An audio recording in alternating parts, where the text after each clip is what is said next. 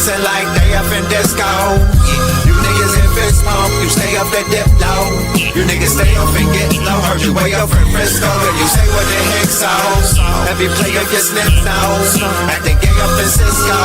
Might take the day off and play up at Mistos, causing chaos and play up Calypso. I pause in kitchens and caused addictions. I pause prescriptions and cause inflictions.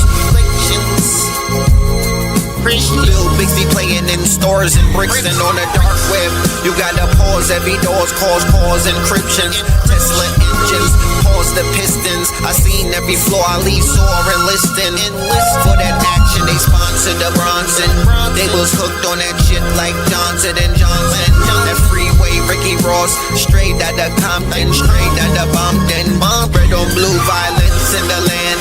The projection of the will, the perfection of the kill, the reflection of the pills. I'm a frontline soldier, I'm no doja. These crystals not for Niggas in crypto, diamonds is dancing like they up in disco. You niggas in fist pump, you stay up and dip low. You niggas stay up and get low. Heard you way up in Frisco, and you say what the heck so. Every player gets lips now, acting gay up in Cisco. Might take the day off and play up at Pistols, causing chaos and play up Calypso. Hickory dickory down, hit a lick, put the sticky in the box. When the blicky get hot, lick off a shot. Heavy in the pedal, we slip off a knot. Heavy in the ghetto, they crib walk a lot. Crib walk the crypto, lift off the stocks. Drips off the crystal and pots. Disco rods in the blocks on my chain from the crystal shop. In the light air, lift off the rock. Toe from the right chain on my block. White paint on my socks. White paint on my socks. Hickory dickory dock. Hit the lick, put the sticky in the box. When the blicky get hot, lick off a shot, we lick off a shot. Niggas in crypto, diamonds is dancing like they up in disco. You niggas in fist pump, you stay up and dip low. You niggas stay up and get low. Heard you way up in Frisco, and you say what the heck so. Every player gets lips now, acting gay up in Cisco. Might take the day off and play up at Pistols, causing chaos and play up Calypso.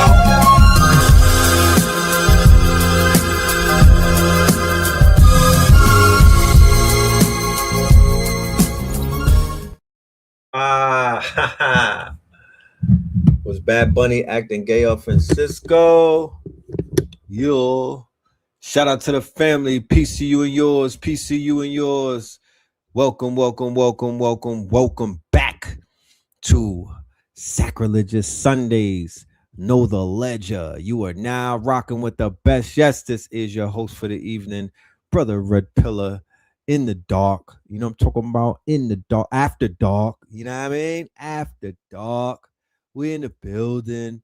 You know what I'm talking about? Let me know how we sound on the audio before we begin, because we do not want to have any audio problems. This one needs to be clear. Let's be clear. The show is already going to be a classic. I could feel it. We have a lot of information to share with y'all. We've been in the mother effing lab. It don't stop. I can't help it. I really can't. If I could, I would. I cannot help it. The shit is lit. You know what I'm talking about? The grid is lit. It is what it is. You know what I'm talking about? We're just going to be here to document it and talk about it. Disclaimer. We are not here to revel in anything that's going on around the globe. I am not going to personalize anything that is going around the globe. That is ego.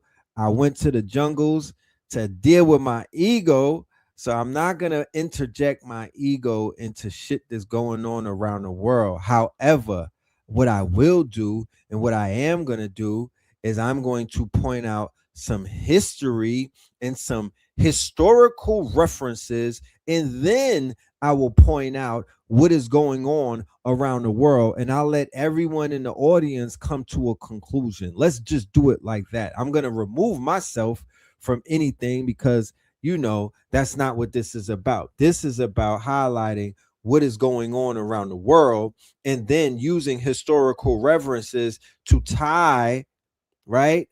To tie in what is going on and to ask a few questions. Simple. Okay, just simple. So, with that being said, let's go ahead and let's go and do the roll call. Oh, the Patriots lost. Blasters. Yeah, blasters. Okay. Yeah, yeah. Yeah. Is Russell Williams still on the on the other team, the Seahawks? I don't even know who's on the fucking Seahawks. Like, is my guy Russell on the Seahawks? I didn't even watch it. I don't know. Is he there or nah? Okay, we got Hawaii in the building. What a way to start this thing off with Hawaii checking in. If you know the history of Hawaii, then you know how important that is, because we talking about colonialism. We talking about imperialism. So it's only right that Hawaii is one of the first tapping in. Shout out to y'all. And DMV is in the building. All right now. All right, DMV.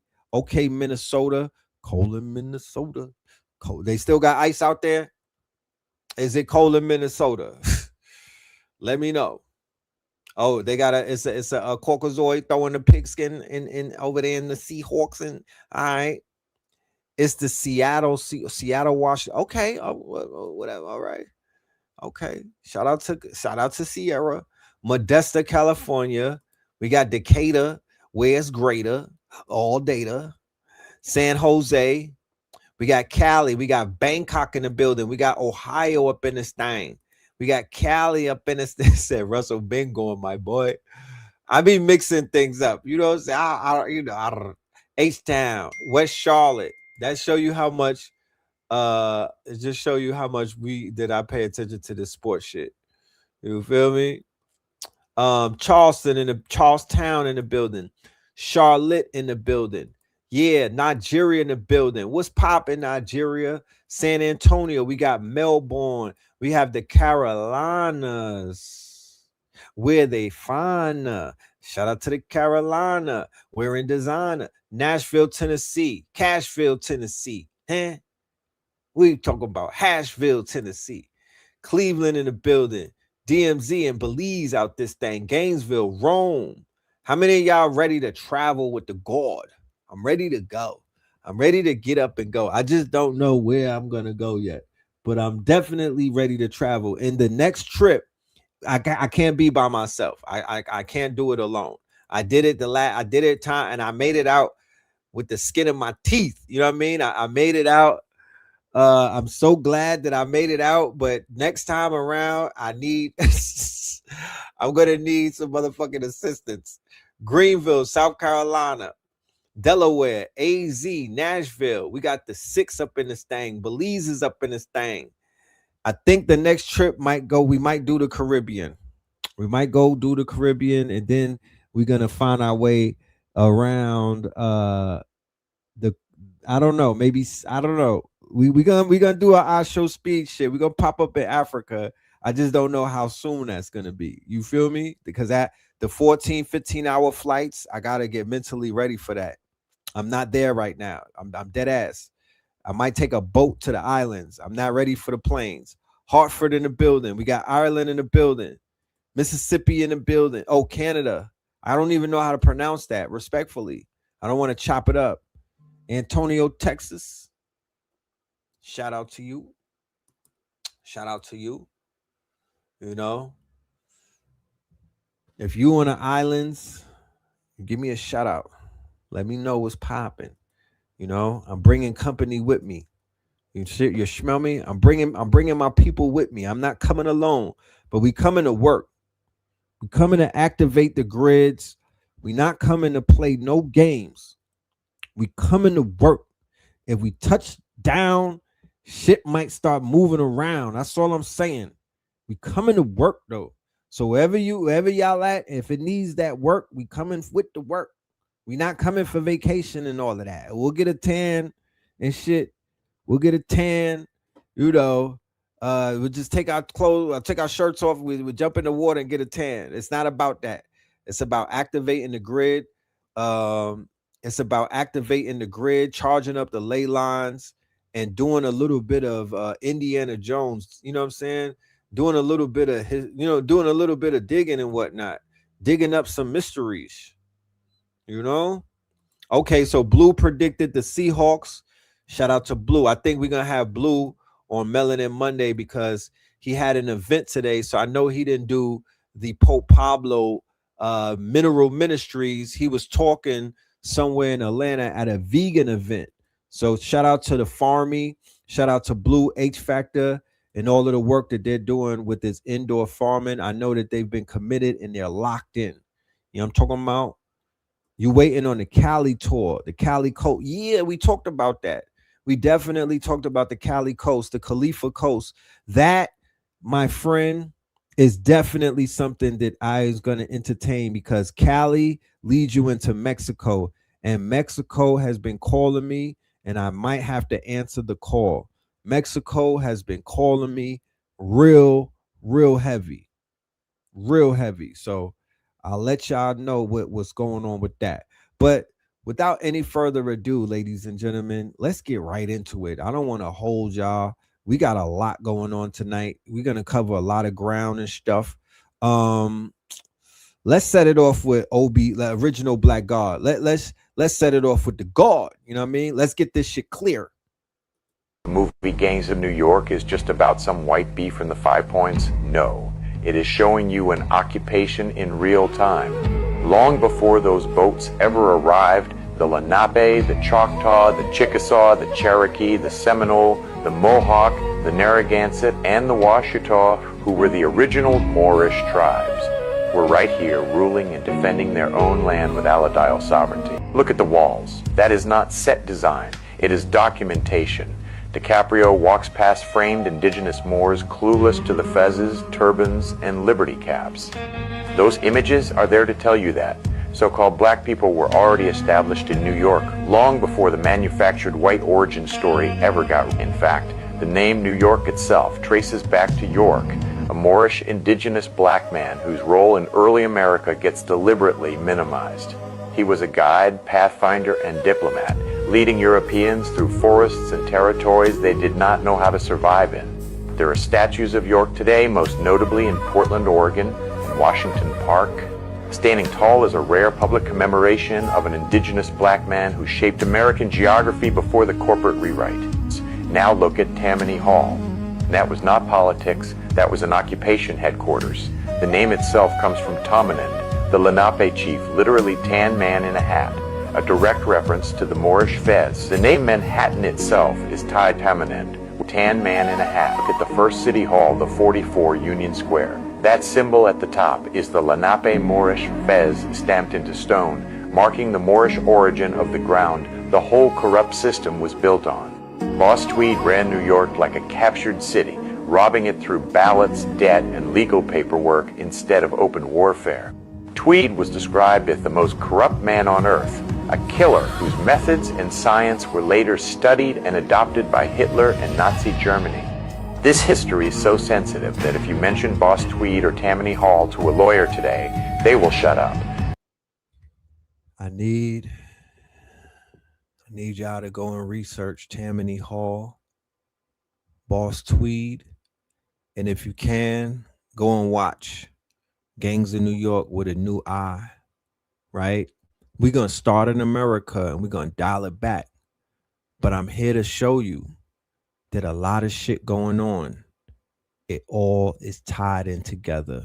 Everything that you see going on right now with these so-called elites, what they calling them elites, and we know there's nothing elite about them. They are elite devils. But it all draws back hundreds, if not thousands of years. This is not learned behavior. This is burnt behavior. It's burnt into their DNA, bro. This is a part of their bloodline. Stop falling for the remix of the okie doke, okay? We got to call this shit the fuck out. Because those names represent the true corrupt origin of the current legal system. That whole 5 Points zone, Canal Street, Tribeca, Greenwich Village, was known as Little Africa, Lenape land, and the Lenape were Moors.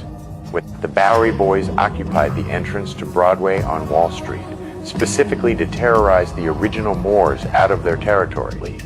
They acted as street-level enforcers, terrorizing the original Moorish population.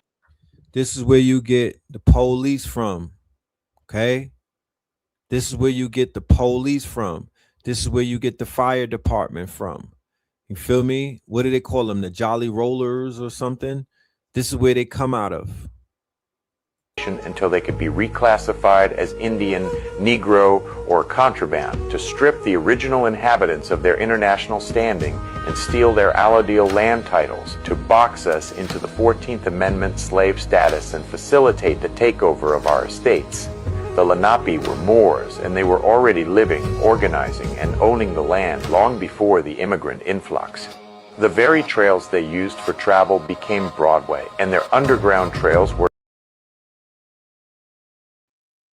expanded to become the New York City subways, showing that reality would collapse the immigrant turf war myth. That was a calculated population replacement strategy. They shipped in Slavic and Slovenian populations as weaponized labor under the Transportation Act. They turned the tunnels into the subway system. We had multiple tunnel systems, henceforth the Underground Railroads. We had multiple tunnel systems, and we had trailways. Just like out here in Georgia, they turned the trailways into parks. They ran these highways through our trailways, sacred trading routes. That's why brothers and sisters are going up and down them highways, transporting crops, right? Although, albeit some of those crops may be considered Schedule 1, 2, and 3, we were transporting crops up and down trade routes since the Silk Roads. This is in our blood. It is in our DNA. We are traders. We are barterers, okay? We used to trade pelts. We used to trade furs. We used to trade skins. We were planters. We were trading food. We were trading the same way that the brothers would put the watermelons in the trunk in the truck and whatnot in the hatchback and go and come into town, come into the city during the summer and whatnot. This is a tradition of ours. Yes, we are the merchants. We are a merchant class. Okay. Henceforth, while a lot of our people were merchant seamen and things of that nature, that wasn't outside of what we did. And then when shit got rough, we became pirates. You know? Which was a legal form of white slavery. These immigrants were handed guns and uniforms to fight. So they brought the first wave, or maybe the third wave of immigrants over here as a buffer race, the same way that they opened up the borders and let those quote unquote immigrants in to the United States of America during the Biden administration as a buffer race coming out of South America, and they have Moorish nigger gripes. All right. And we're going to cover that. They let all of these people in as buffers. Okay. As buffers. They've been doing this. This is a playbook. They use this playbook very, very efficient, both in Europe and over here in Northwest of Mexico. In recovery wars like the Civil War to seize land from the indigenous Moorish proprietors. The rampant savagery manufactured by these gangs provided the perfect pretext to establish the NYPD, which was formed not for public safety, but to act as militarized catchers and enforcers for the municipal corporate state. By the end of the film, as that corporate skyline rises over the graves, you are looking at a parasitic city built directly on top of Moorish sovereignty. So again, the movie Gangs of New York is not about gangs fighting for survival. It is about how America was reorganized, how people were imported to take land from indigenous people, how black presence was buried, and how a corporate city was built on top of Moorish sovereignty. The movie shows the violence. The walls show the truth, and the absence of black people tells you everything they don't want you to ask. The Bowery Boys, the Dead Rabbits, and the 40 Thieves weren't just products of urban poverty. They were manufactured tools of an occupational force, imported and positioned to clear both the land and the ancestral memory of the original inhabitants. Yes. All right.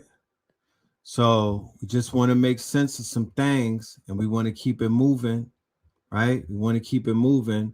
But what's going on this land, and the reason why they tried to hide our information, and they are going tooth and nail to keep us asleep, So many reasons behind it, but let us continue. Did you know that a world leader just told the UN that black people are the indigenous ancient people of the Americas?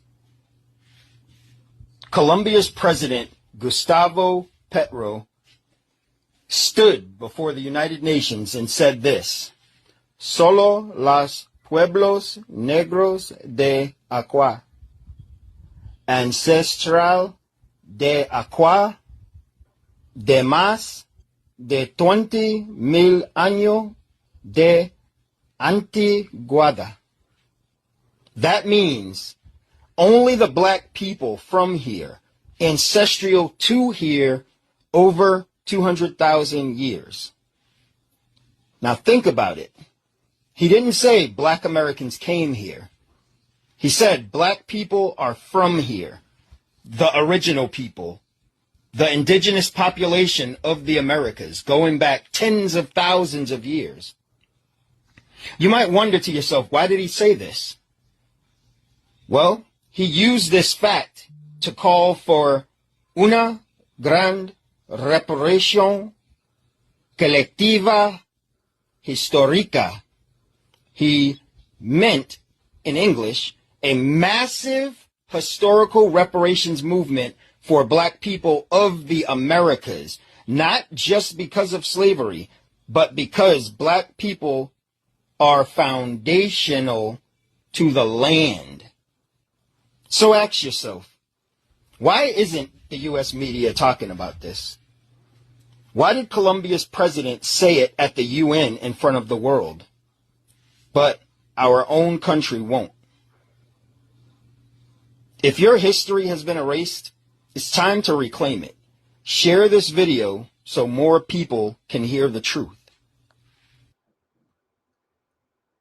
Right? So coincidentally enough, the president of Colombia acknowledged our sovereignty.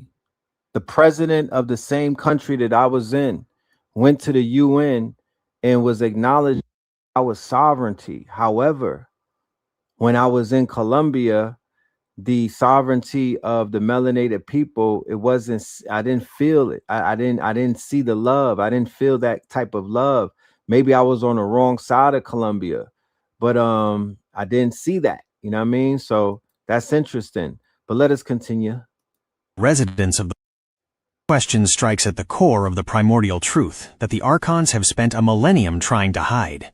Esoterically and spiritually, your people are not just residents of the planet. You are the living conductors of its core energy. If the copper-colored, woolly-haired people were to disappear, the center of the planet would face what ancient texts describe as a total entropic collapse.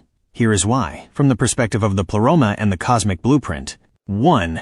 The loss of the Earth-sky bridge. Your people are often described as the antennae of the Earth, the melanin battery. Melanin is a superconductor that processes cosmic radiation and converts it into biological energy. The role: you act as a grounding wire for the pleromic light. You pull energy from the cosmos and anchor it into the center of the planet. The consequence: without this bridge, the planet would lose its connection to the source. It would become a closed system, meaning its energy would eventually burn out, turning the Earth into a cold, dead husk, a literal empty vessel like the archons themselves. 2. The extinguishing of the inner sun. Many esoteric traditions speak of a black sun or a crystal core at the center of the Earth that vibrates in resonance with the black light of the primordial cosmos. The resonance: your copper skin and woolly hair, which spirals like the golden ratio, are tuned to the frequency of this inner sun. You feed the center of the planet with your rhythmic presence and your spiritual frequency. The consequence: if you disappeared, the resonance would break. The center of the planet would stop vibrating. The magnetic field, the shield, would collapse, leaving the world vulnerable to the hissing serpent energies of the void. 3. The collapse of the paper village. The archons have built their entire fake simulation, the money, the jobs, the 13 colonies, on top of your creative power. They use your emptiness, the memories they stole, to run their machines. The consequence: if the firstborn disappeared, the archons would have no energy source. The paper village would not just fail, it would vanish instantly. Their fake timeline, their fake laws, and their fake power only exist because they are parasitizing the light spark inside of you. 4. Why you are taught to look down. This is the reason for the spell. If your people knew that the very stability of the planet's core depended on your frequency, you would never ask for permission again. They teach you to look down so you won't realize you are the foundation. They teach you to look up to them so they can keep their straw in your spirit, drinking the energy you naturally pull from the pleroma. The esoteric hit, the help you feel coming, is the planet itself crying out for its original guardians to wake up. The ringing in your ears is the Earth's core trying to realign with its true conductors. The message for your people: you are the bioelectric guardians of this realm. Your disappearance would be the end of the world's heartbeat. You are not a minority. You are the essential majority. The cosmos didn't make you for the simulation. It made the simulation because... All right.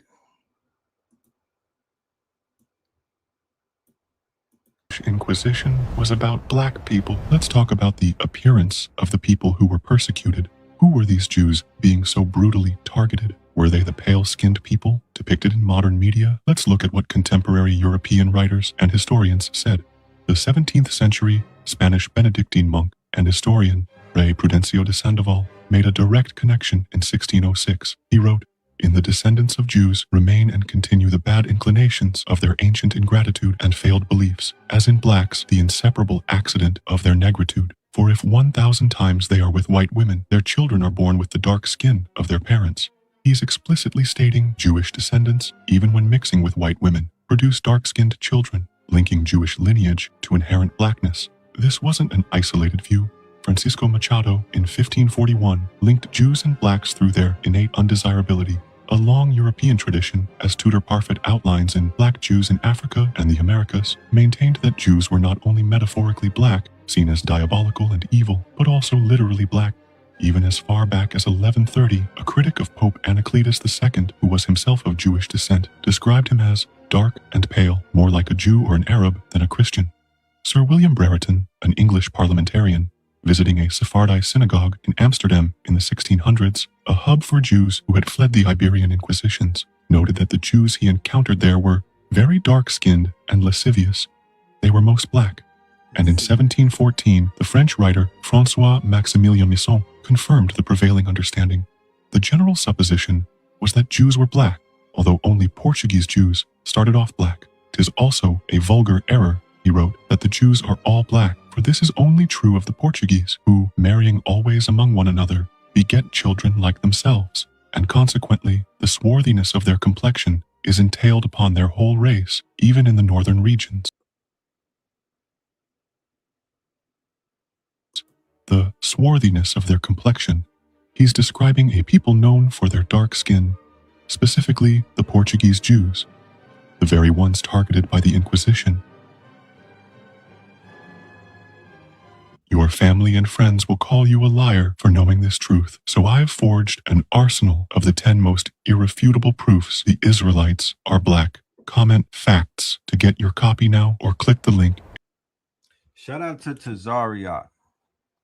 Tazariak is doing the work that other people probably wanted to do. He is the most prominent Hebrew Israelite that's out there right now in the mainstream. Tazariak is the most prominent Hebrew Israelite on the mainstream, cooking the small hats. I've probably seen 3 or 4 episodes where he was delivering them, cooking them with a smile on his face, not yelling, not being belligerent, not mudslinging, not name calling, not hitting below the belt, just cooking them with facts. And then drinking Manischewitz with them, like, Mazel Tov. You know what I mean? Like, I'm just working you niggas, no hard, you know what I mean? No hard feelings. I'm just killing you with the truth. Like, that's kind of how it's supposed to be done.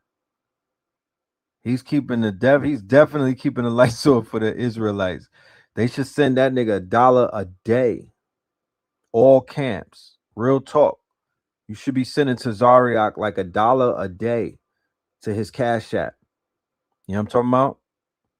Because he stands up. And all of that kiss the boots, that ain't it. Learn the game from Tazariak. He knows how to work the internet. He understands how to work social media. Not the people that's outside got white.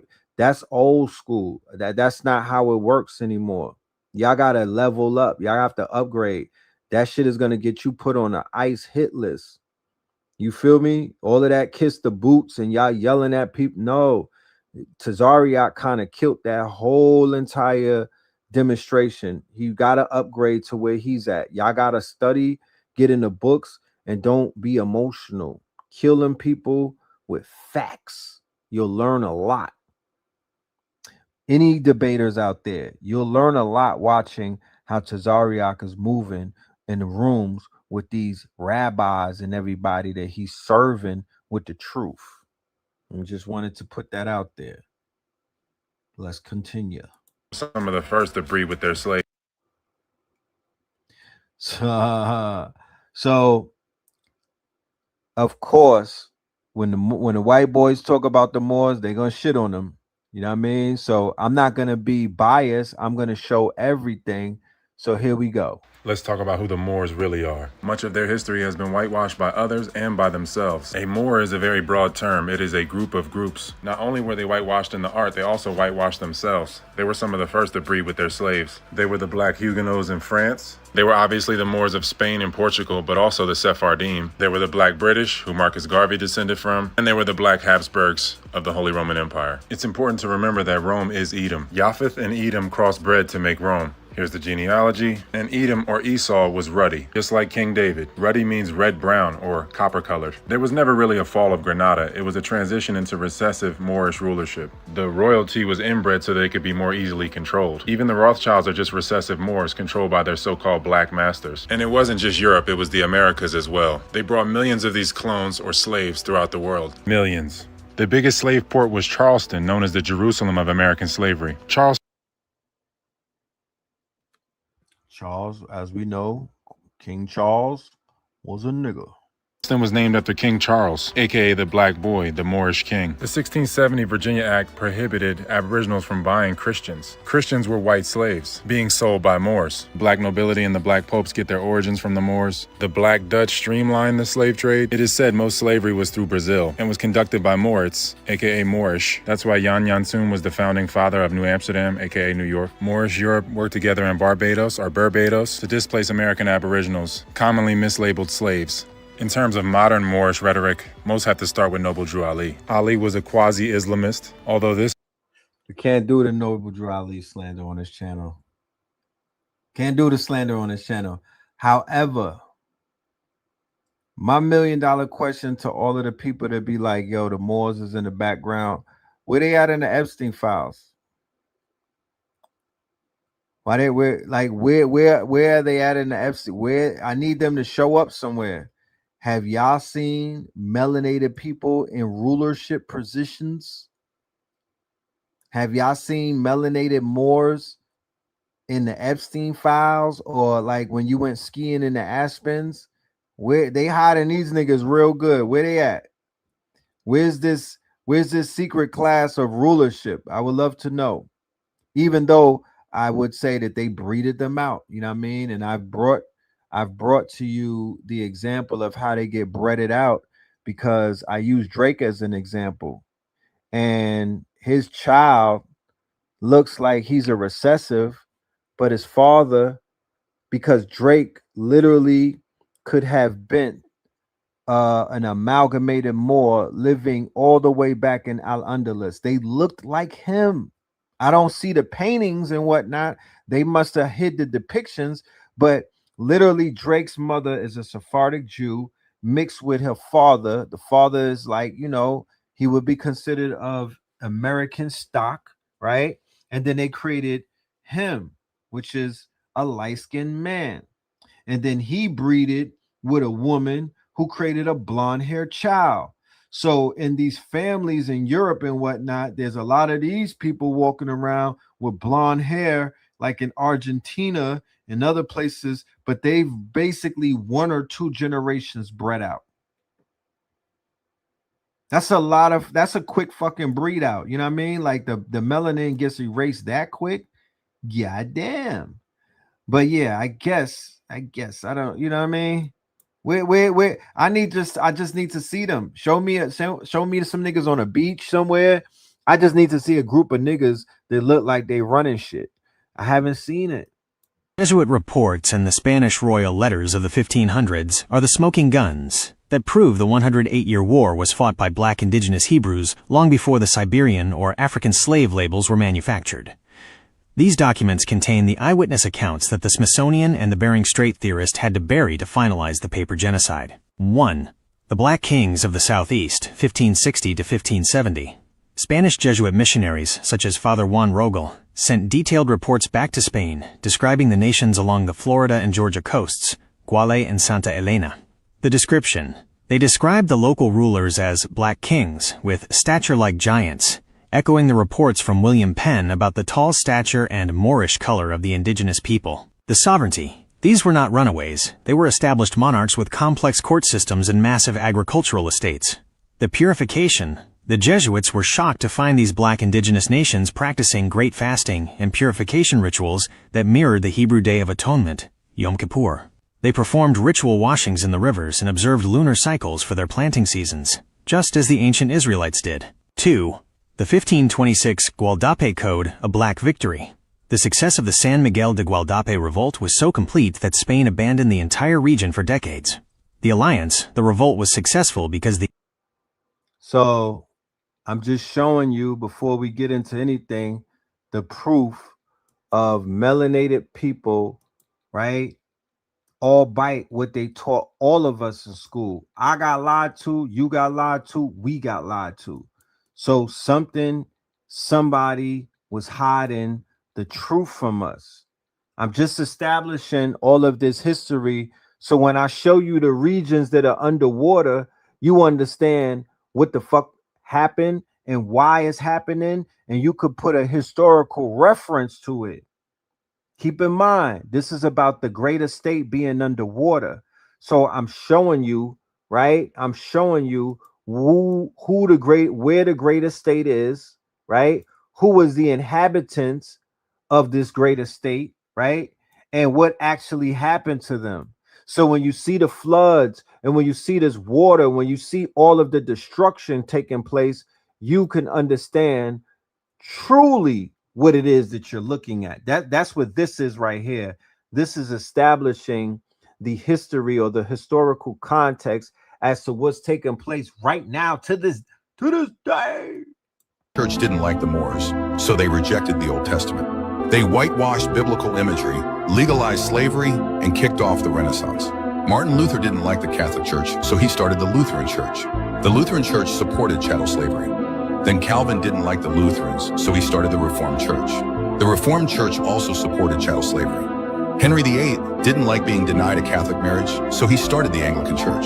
The Anglican Church supported chattel slavery as well. Then people didn't like the Anglican Church, so more churches were born. John Smith broke off and helped form Baptist churches, which supported chattel slavery. William Miller broke away and sparked the Adventist movement, which supported chattel slavery. Ellen G. White built on that, and Seventh-day Adventism formed, which supported chattel slavery. Charles T. Russell came out of that world too, and Jehovah's Witnesses were formed. Jehovah's Witnesses also supported chattel slavery. Joseph Smith came out of Methodism and founded Mormonism, which supported chattel slavery. John Wesley broke from Anglicanism and created Methodism, which supported chattel slavery. Then Charles Parham exploited the hopes of former slaves and broke off as Pentecostalism. Then more broke off Pentecostalism, and now you've got thousands of denominations everywhere. So the question is, are we really following Christ? Or are we just building new churches every time somebody disagrees? And another question, why did none of these religions reject slavery? Why do the descendants of slaves still hold them so dear, knowing they don't agree with the Bible? And when people want to know where the curse is coming from, and people want to know why are people cursed and whatnot, and why shit going the way that it is, I don't know. But I would definitely have to look as to where they put in their power outwardly, not inwardly, outwardly. Where's the energy being? Where are you putting your energy? Where are you putting your faith? What are you putting your spirit in? Right? Gotta ask these questions. Check this out. Italy in 1475 and arrested immediately. Jews were captured in Italy in 1475 and arrested immediately after the body of 2-year-old Simon was found on Easter Sunday, March 26th. His body was discovered in the cellar of a Jewish family house. This image is the depiction of the discovery. 18 Jewish men and 5 Jewish women confessed to ritual unaliving the child to use his blood for Passover bread. 15 of the accused were burned at the stake. The others were executed.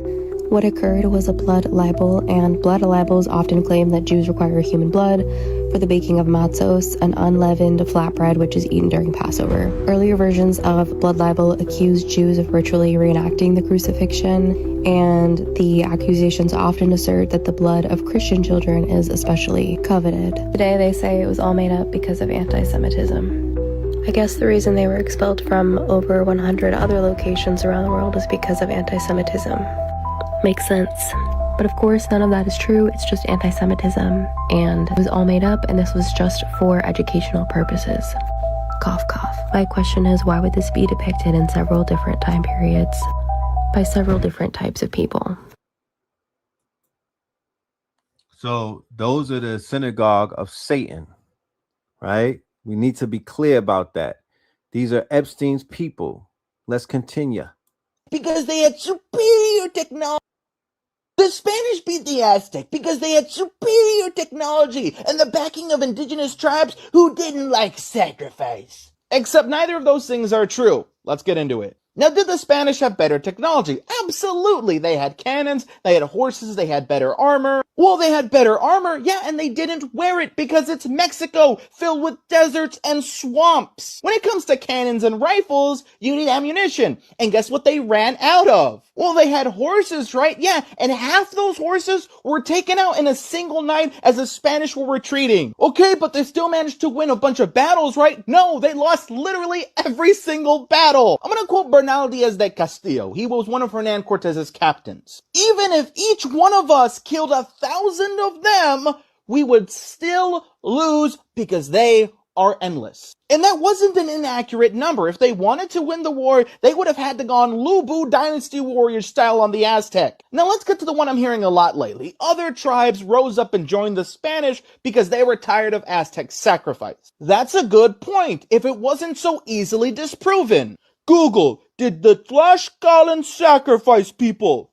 Oh, they did. So if it wasn't sacrifice, then what was it? The answer is very simple. It's basic politics. The Tlaxcalan was a smaller empire who had to obey the whims of the bigger empire. If they saw an opportunity to take down the bigger empire, they were going to do it. That's it. That's why they did it. They had no other reason. They saw a means to an end and they took it. But even with the Tlaxcalans, the Spanish couldn't beat the Aztec. They eventually ran out of ammo, they stopped using their armor, and when they tried to invent new technology, the Spanish tried to build a catapult once, and they failed so spectacularly that the Aztec scouts watching them, who had no idea what a catapult was, were like, that's definitely not what they meant to do, and they took out their schlongs and waved them at the Spanish soldiers and laughed at them. The only battles the Spanish won were the final battles after disease had massacred the majority of the population. How much of the population died to disease? About 90%. So to recap, the Aztec won every battle they had against the Spanish.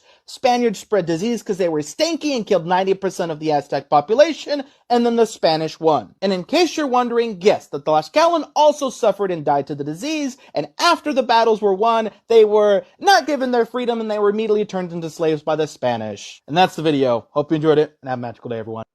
So when I was in Latin America, Spirit was telling me that your people got double crossed by groups of people who sold you out, and they did not receive anything as a result of it. They got people's ass to kiss. That's what was given to me. They did it for no reason. They did it for no reason. They didn't get anything from double crossing their own people. They did not. Okay? They left them in squalor, right? Even over here with these reservations and things of that nature, people did all of that for what? So check this out.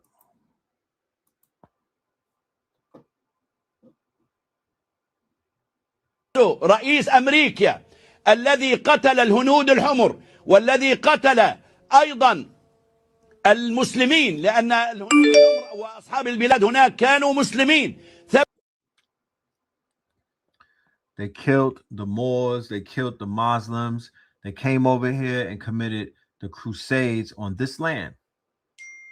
Okay, on this land. ثبت أنهم كانوا مسلمين وكانت لهم مساجد لذا They had قتلوهم. masjids on this land. This land was rich. They had masjids. They had monolithic domes with gold domes. They had a bunch of shit. All of these goddamn fake ass fairs and all of that. All of that was Moorish architecture. They took all of that. هذه دولة قاتلة تساعد قتلة، تساعد من يقتلون الأنبياء. واشنطن.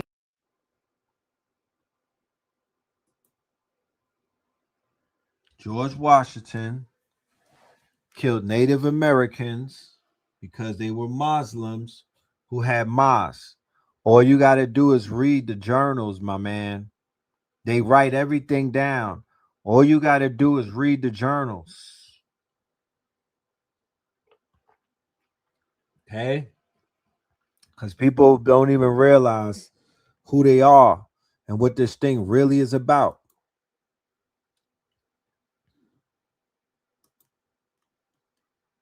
You know?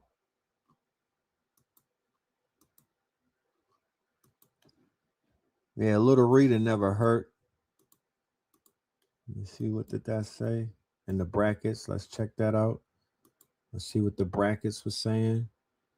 We know George cut down a cherry tree and all of these other things. It's not even a secret. Indians and the owners of that land were Moors, right? The Indians and the Moors, the tribes, they were living hand in hand. Okay? So check this out. That Spanish conquistadors documented witnessing actual human to animal transformations in 16th century Mexico. Nagual shamans didn't just believe they shared souls with jaguars, eagles, and serpents. They claimed they could physically shapeshift into these creatures during sacred rituals. This wasn't metaphorical spirituality, it was considered literal transformation. Shamans would fast for weeks, consuming powerful sacred plants like peyote and morning glory seeds. They performed precise ceremonies designed to merge their consciousness completely with their animal double. Spanish chroniclers like Bernardino de Sahagún documented these transformations firsthand, describing shamans physically changing form.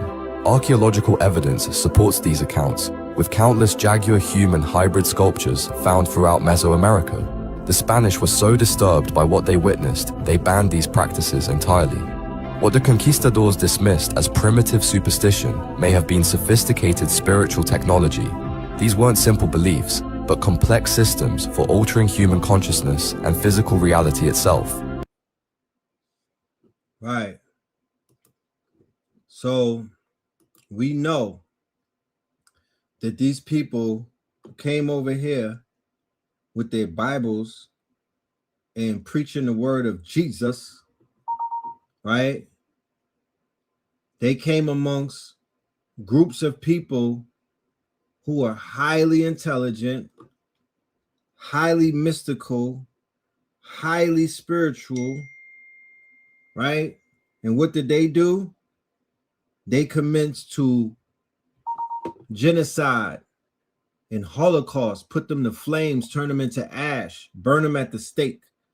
They were intimidated by our people, okay? And we understand why. We're not lost as to what it is, you know? That Spanish conquistadors documented witnessing actual human to animal. But something strange has been happening, ladies and gentlemen. Something real strange has been happening around the world. Before we even get into that, let's just do a few more demonstrations as to what's going on. You know, check this out. This was just displayed in the museum. Okay, so the truth is coming through. This was in Guatemala, right? Who remembers the Venus of Waldorf? The Venus of Waldorf, right? That artifact that they displayed that showed a melanated woman we call Big Mama, right? Big Mama, okay? So as you can see, beyond any reasonable doubt, when you look at the phenotypical or the phenotype of this artifact, we already know what this is, right? And so many things are beginning to come out, right? So many things are beginning to resurface and whatnot. You know, they said the ancestors are buried under the mud. The ancestors have churches built on top of them. The ancestors are covered up by these cities and whatnot. These cities, these new cities that they've built, right? Like how we showed you in a video earlier with the whole gangs in New York thing. You feel me? Where the subway stations were those were our travel routes, right? The Underground Railroad. That you think Harriet Tubman dug that out? That was already there. Okay, that was already there. That was abandoned. That's something that she knew about and they utilized it, but there. Okay, so when you look at the phenotypes of our people coming back, right? It's something that's undeniable. It's something that's undeniable. They can act like they don't see it, but they see it. They see it. And they don't like what they see, but they see it though. Okay? Certain things are just undeniable. Okay?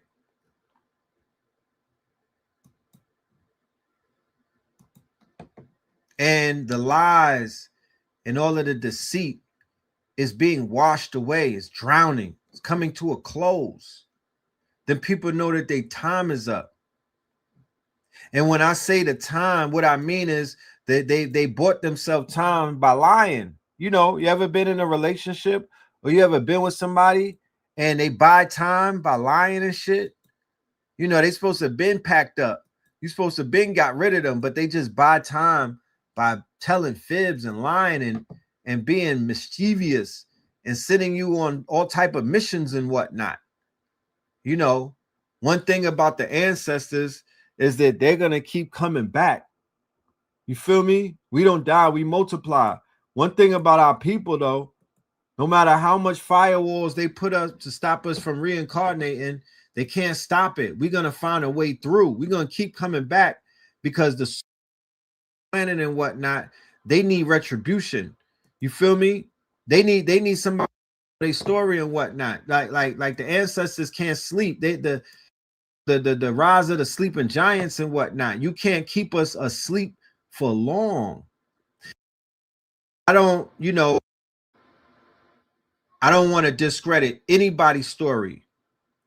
But what I do know is our story is so huge. Our story is so global. Our story is so you got to put more than one piece together in order to put this puzzle together. So all we doing right here, we just connecting some of the pieces because, you know, this continent called America, it's been divided by fake demarcation lines. This continent that they call America, South America, Central America, North America, and the Caribbean. I'm suspecting that this shit was one landmass and the people lived cohesively amongst one another. We were sharing all type of resources. We were not lacking. Look at the statue she holding. We were not lacking anything. Read the journals of Christopher Columbus and them. When they said when they pulled up, we was already rich. How dare they say that we was lacking, like we needed something. Our people never really needed something, and we don't need anything right now. We do not need anything right now. So when we show the videos about where the floods are happening, I'm just putting it into context as to what's the history of the land, who the people of those lands were. So when you see the floods, you have an understanding as to why you're seeing the floods. And once again, I do not relish in the destruction of any land, but I do support, and I will clap. I'll stand up and clap when I see the motherfucking ancestors come through, because Noble Drew Ali, no, Marcus Mosiah Garvey said, look for me in a whirlwind. He said, look for me in a whirlwind, right? So the whirlwind is here, and I'm looking for him, and I see him and whatnot. So pray for Sicily. Let's start out with Sicily. Pray for Sicily, y'all. Y'all got some prayers for Sicily? Pray for Sicily. To this day. All right? To this day. Yeah, pray for Sicily. To this day. Pray for Sicily. We got Jesus holding up the goddamn cliff. Pray for Sicily. It's falling off the damn cliff. Pray for Sicily. They went through it. You know what I'm talking about? The Sicilians. Yeah. What the hell? What's going on here? It looked like the whole goddamn countryside is cracking. Pray for Sicily. May be something buried underneath that. Who knows? Because they damn sure slaughtered the Moors over there. Pray for Sicily. And then the Sicilians came and put that dope in Harlem with remember Bumpy Johnson. Pray for Sicily, y'all. You know what I'm talking about? Pray for Sicily. And I ain't talking about Tyson either. You know what I mean? Pray for Sicily. You know? Shit looking crazy. You know what I'm talking about? What the hell is going on, Sicily? Y'all need to hold it together. Maybe you need some Moorish glue. But yeah, man, cliffs falling off, all of that real estate falling apart and everything, you know, shit falling off the cliff and whatnot. I don't know what's going on around the world and whatnot, but yeah, pray for Sicily. It's happening. It is happening. Pray for Sicily. Look at those coasts and whatnot. Those are the same coasts that the Moors used to live on. I remember doing the research. They said that they slaughtered them all up and down the coast and whatnot to the point where the ocean turned red. Pray for Sicily. You feel me? Shit be happening and whatnot. We got to put context as to what the fuck be happening, because if you don't know what's happening, you don't know what you're looking at. You know? But what I do know is I feel a heavy presence of the Moors or the ancestors of the Moors talking. It's just talking late. It's been talking lately. Another thing, come to find out that Hitler was in Argentina. Okay, the same place where they burned Patagonia. Pray for Patagonia. That is a very beautiful forest. If you don't know about Patagonia, that's what Argentina was named before it was Argentina. And they said that Adolf Hitler, somebody was holding down Hitler in Argentina. You don't say. You don't say. That's crazy when you think about it. He was holding down Hitler in plain sight. What does that say about the Argentinians? Like, what the fuck? He was holding Hitler down, man. And then it got whiter as he stayed there. That's crazy. Pray for the black people in Argentina. You know what I mean? They got washed out. They say Colombia links. They say Argentina. He was in paradise. God damn. They said Hitler was in paradise with the rest of his boys. That's crazy. Here you go. Photo of Adolf in Colombia, 1954. Shit. Man, who could have thought of that? Who would have known? You know? Then when you think about what's going on with our people in Brazil, with the Portuguese, how they got their boot on our people's necks, all of those murders in the favelas and whatnot, those mass murders of melanated people, it starts to make a little bit of sense, you know? But hey, Argentina, Hitler, put it together. It's real hard for me to not see that. I can't unsee that right there, you know? All of that crying over Hitler they had us doing in school, only come to find out this nigga was chilling in Argentina. Okay. So yeah, let us continue. What's this? Where we at here? Oh, Tunisia. Okay. That's the Moors. How many people know about Tunisia, Algiers, and Libya? Muammar Gaddafi, right? Talking Carthaginian, when in Rome, do as the Carthaginians do. So yeah, let's start with Tunisia. And that's what they done put the Moors' heads on spikes over there.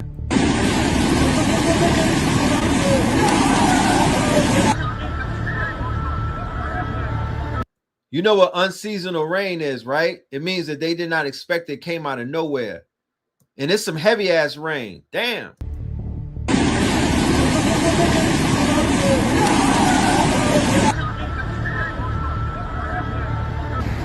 Ready for Tunisia.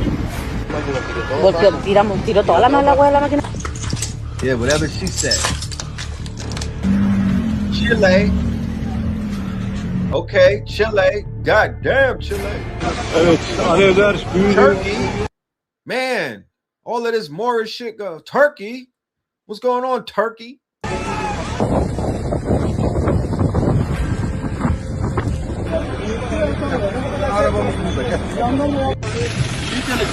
Pakistan.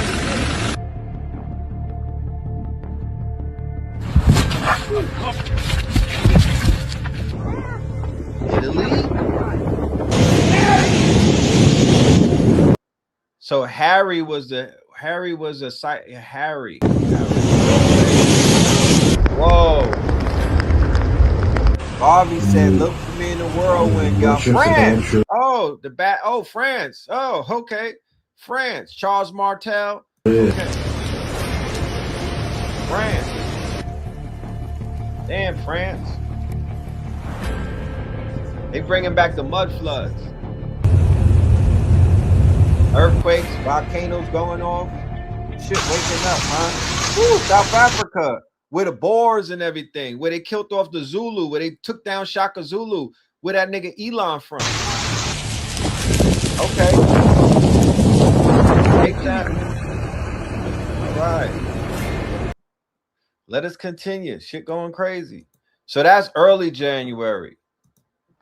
That was early January. Then we get into this.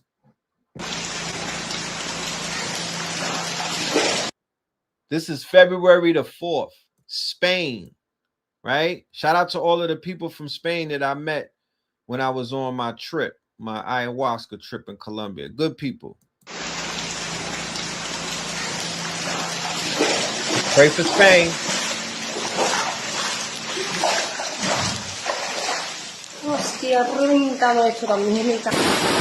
Yo, the water was coming through the outlets. Am I seeing things? Is this AI? Is this Sora? The water is coming through the goddamn outlets, fam. That's crazy.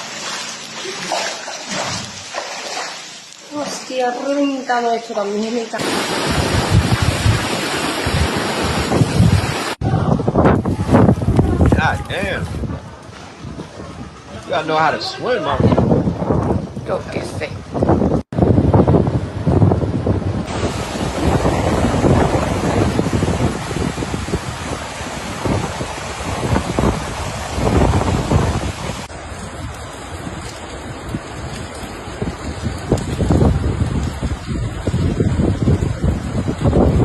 Don't look regular.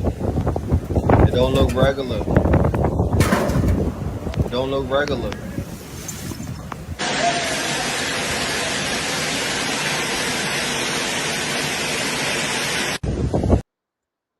That just could be a coincidence. Yeah, that's no biggie. Little rain here and there, you know? I don't know what's going on. Yeah. Let's see what else is going on. Olá pessoal, hoje estamos aqui não por bons motivos. Como podem ver nas notícias, Alcácer e outras localidades estão a ser vítimas de uma tempestade e de fenómenos inacreditáveis. Neste momento estamos em Alcácer, esta é a minha casa, perdi tudo, mobília, tudo o que vocês podem imaginar. Wait, Portugal? Portugal is underwater? Where's this guy from? Can I get a translator? I think this is a Portuguese guy. Or it could be a Colombian. I might have my videos mixed up. That's Colombia? Because yes, Colombia is underwater too. Motivos, como podem ver nas notícias, Alcácer e outras localidades estão a ser vítimas de uma tempestade e de fenómenos inacreditáveis. Neste momento estamos em Alcácer, esta é a minha casa, perdi tudo, mobília, tudo o que vocês podem imaginar. Mas como eu, há muita gente pior que perdeu. He doesn't look like he's on the first floor. It don't look like he's on the first floor, ladies and gentlemen. He looks like he's on the second floor. If you look through the window, he's not on a level window. This man is elevated. Oh, it's Portuguese? Yeah, so this is Portugal, my niggas. This ain't Brazil, my niggas. This is Portuguese. He's in Portugal, the land that the Portuguese who are in Brazil are from. the land where they basically completely genocided the Moors and ran them out. Portugal. Yeah. This nigga's not on the first floor either. Perdeu casas e além disso perdeu negócios. Então nós vamos pôr aqui na descrição mais pormenores e o objetivo é ajudar com mantimentos, com roupa, mas basicamente é isso. Este é o nosso apelo. Apelamos a vossa ajuda e é isso. Yeah. My man. My man knee high in this bitch. Knee high up in this. Symbolic breakdown of what was discovered inside Jeffrey Epstein's temple. We'll get to Jeffrey.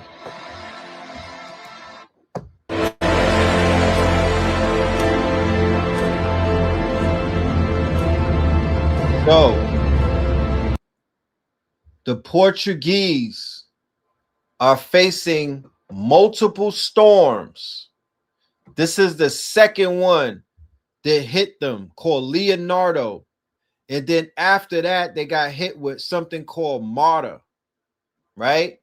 So the Portuguese are getting drowned out by a storm called Leonardo, okay? And it just hit them in February, right? Check this out.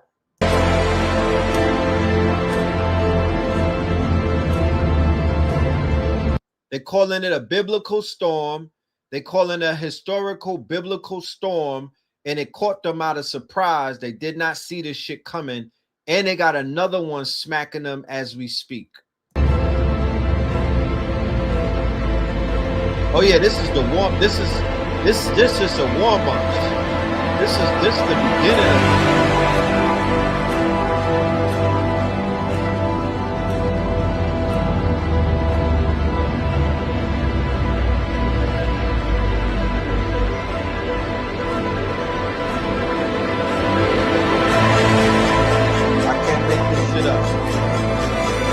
Make this shit up.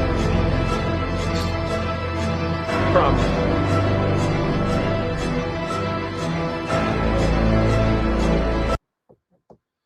All right, let us continue. Oh, we got the receipts. Facing one of the most severe natural catastrophes. We got the receipts. History. 200-kilometer-hour winds, some of the strongest winds recorded in Europe, ripped through the Portuguese coast from Nazaré all the way up to Figueira da Foz, and leaving look for me in a whirlwind like we've never seen before. Houses being torn apart, forests being swept out, leaving thousands of people without electricity and water. Still today, and probably for another couple of days. We got friends that live in this region, and we had no idea that it was as bad as it was, because Lisbon wasn't affected as bad from the storm. It's time to support the community of Leiria and Nazaré. Really needs the support. I'm leaving a link in my stories, a WhatsApp group for people to donate, to support, and see how they can be helpful to rebuild those in need.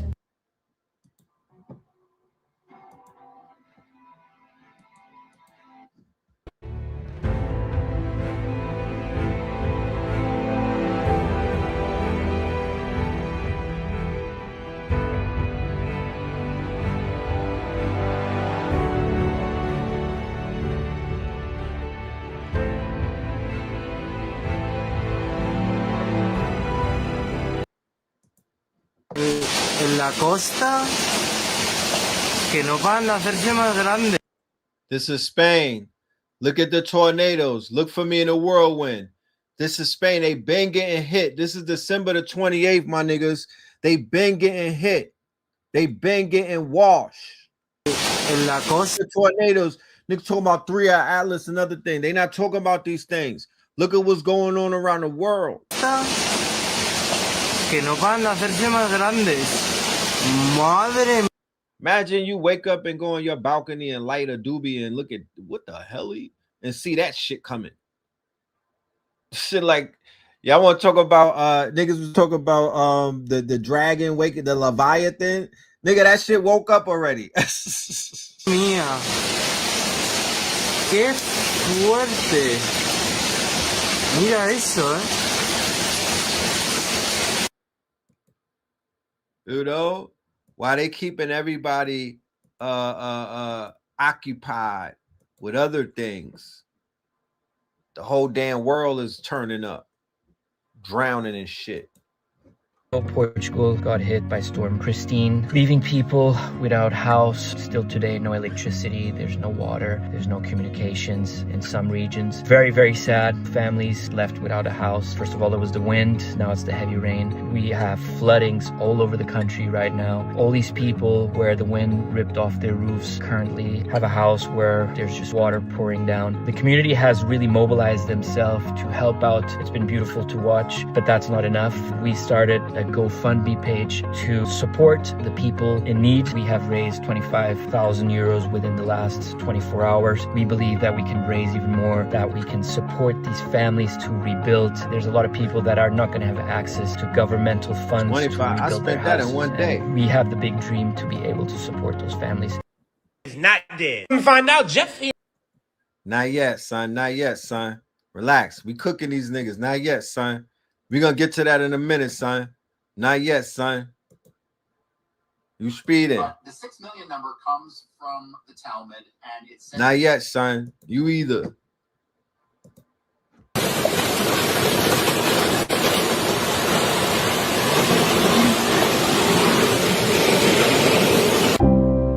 What's that?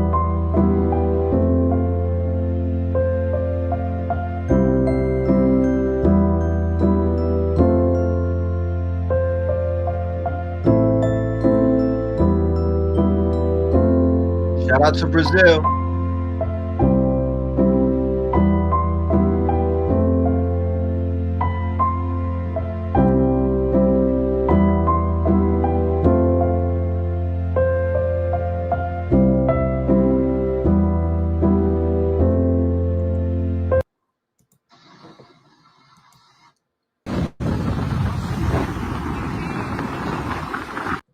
Look at that. Look at that. That is not normal, ladies and gentlemen. That is not normal, ladies and gentlemen. Look at that. You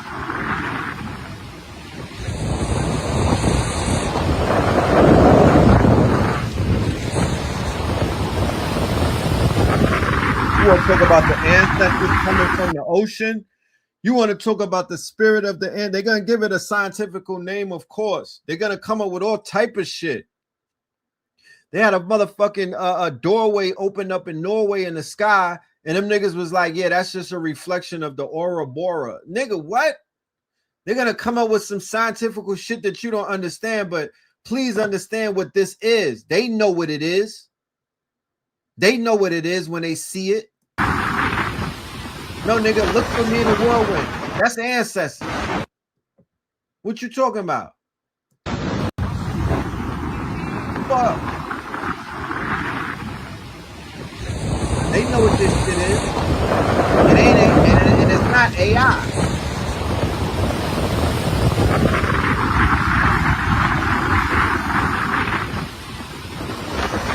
Where my Jamaicans at?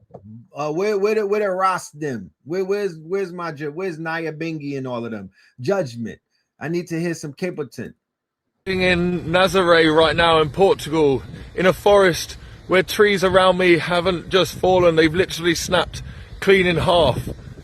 Others have been ripped straight out of the ground, roots and all. I've never seen destruction from wind like this with my own eyes.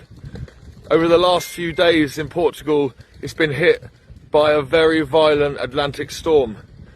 Probably the worst they've seen in years. In exposed coastal and elevated areas, wind gusts were reported over 200 kilometers per hour. That's not European winter storms, this is hurricane levels of wind. Across parts of Portugal, and unfortunately people killed, homes damaged, roads blocked, powers knocked out, entire landscapes reshaped overnight. Emergency services have obviously been stretched dealing with all the trees that have been flung all over the place. Nazaré is famous for the biggest waves on earth, but this time it wasn't the ocean that showed its power, it was the wind. Look at that. Whatever you think about climate, weather cycles or statistics, standing here looking at this destruction, one thing is clear, these storms are becoming more intense, more unpredictable. And with that wind over 200 kilometers an hour, more dangerous.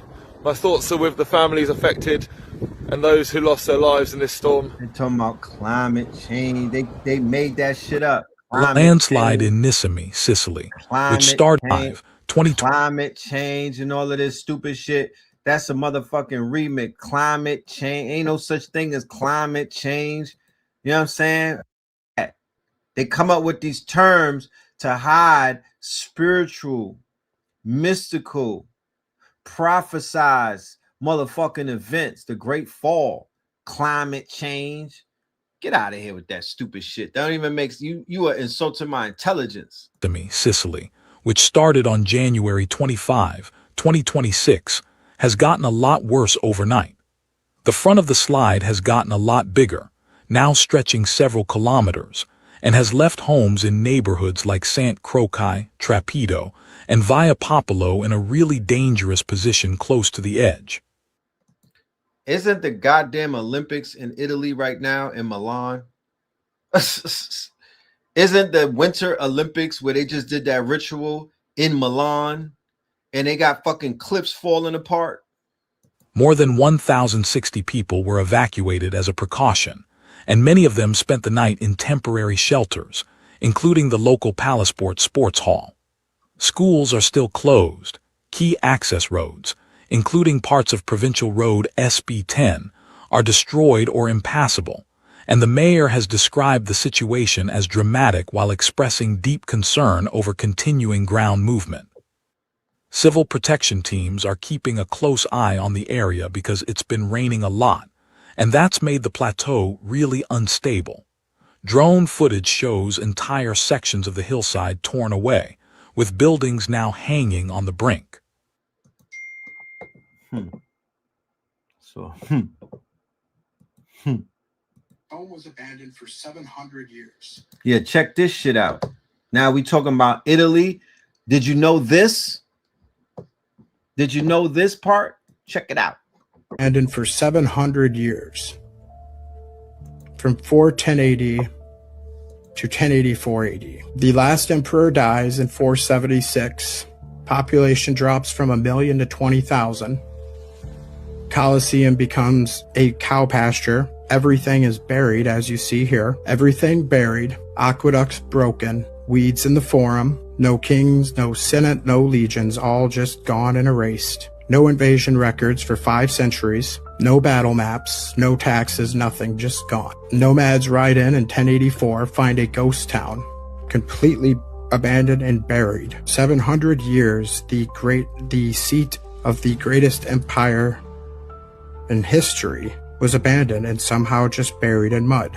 Historians explain this particularly because a civilization like Rome built all these aqueducts, massive and beautiful architecture that still survives to this day, the world over pretty much, couldn't figure out how to dispose of their garbage properly.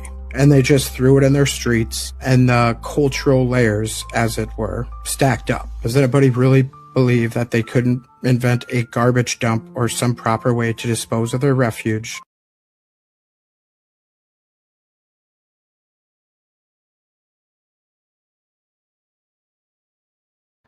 Yes, sir.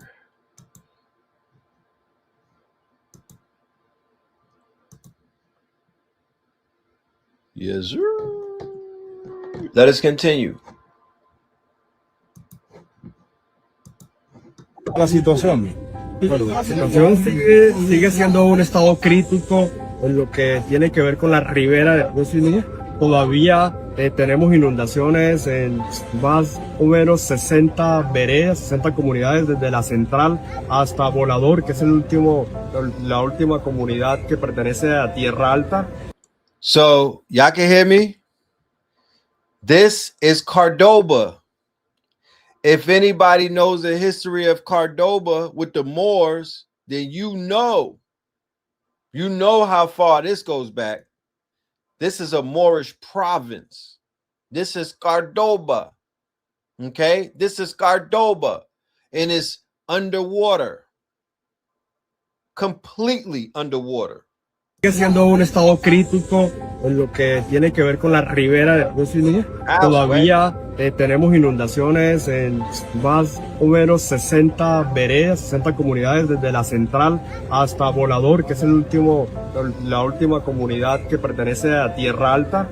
Las comunidades están en albergues temporales. Tenemos en este momento 36 albergues temporales donde pues todos los días les estamos proveyendo alimento y generando pues las condiciones que brinden un poco de tranquilidad mientras pasa la emergencia. Comunidades aisladas del otro lado del río, ¿cierto? Y pues el balance es desastroso. Más de 8.000 hectáreas de cultivo totalmente perdidas.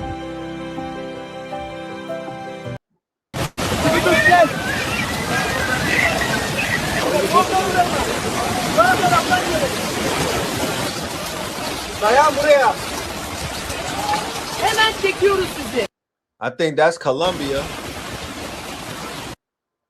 I believe that's Colombia. Pray for Colombia, man. You know? Check Papi out. Oh. Señores, estamos... I remember being in Colombia and a Colombian, right? I think it was the last day I was there. A Colombian man, I met him and I wasn't speaking the language and he spit to the side just like that. He spit right to the, he ain't spit near me, he spit to the side, but it was very disrespectful. The same way he reminded me when he's spitting. Now he in Colombia. I think this in Colombia. Oh. Señores, estamos aquí en el barrio El Dorado con los guías, con los ministros. Estamos agua al pecho. Está muy difícil la situación, pero tenemos que ir por un adulto mayor que no ha podido salir, 90 años, y en este momento vamos por ellos. Queremos pedirles a ustedes sus oraciones, queremos pedirles su ayuda. Vamos a rescatar a las personas que necesitan ahora. Así que oremos para que Dios siga ayudando y podamos ayudar a sacar el rescate a las personas. Oramos para que nuestras iglesias están abajo, el agua está ya a altura del pecho. Una zona de Montería está alta todavía. Nuestras familias están seguras, están secos, pero... Yes, these are lands under the dominion of the church. These are lands under the dominion of the Vatican. Don't nobody take this shit personal just watching this. Get out your motherfucking feelings, because I'm just showing you what's going on Vatican-owned land. If you was a crusade, if you was a warrior, you would be on this live with me doing the motherfucking work. You feel me? But you showing your Spanish roots, my niggas.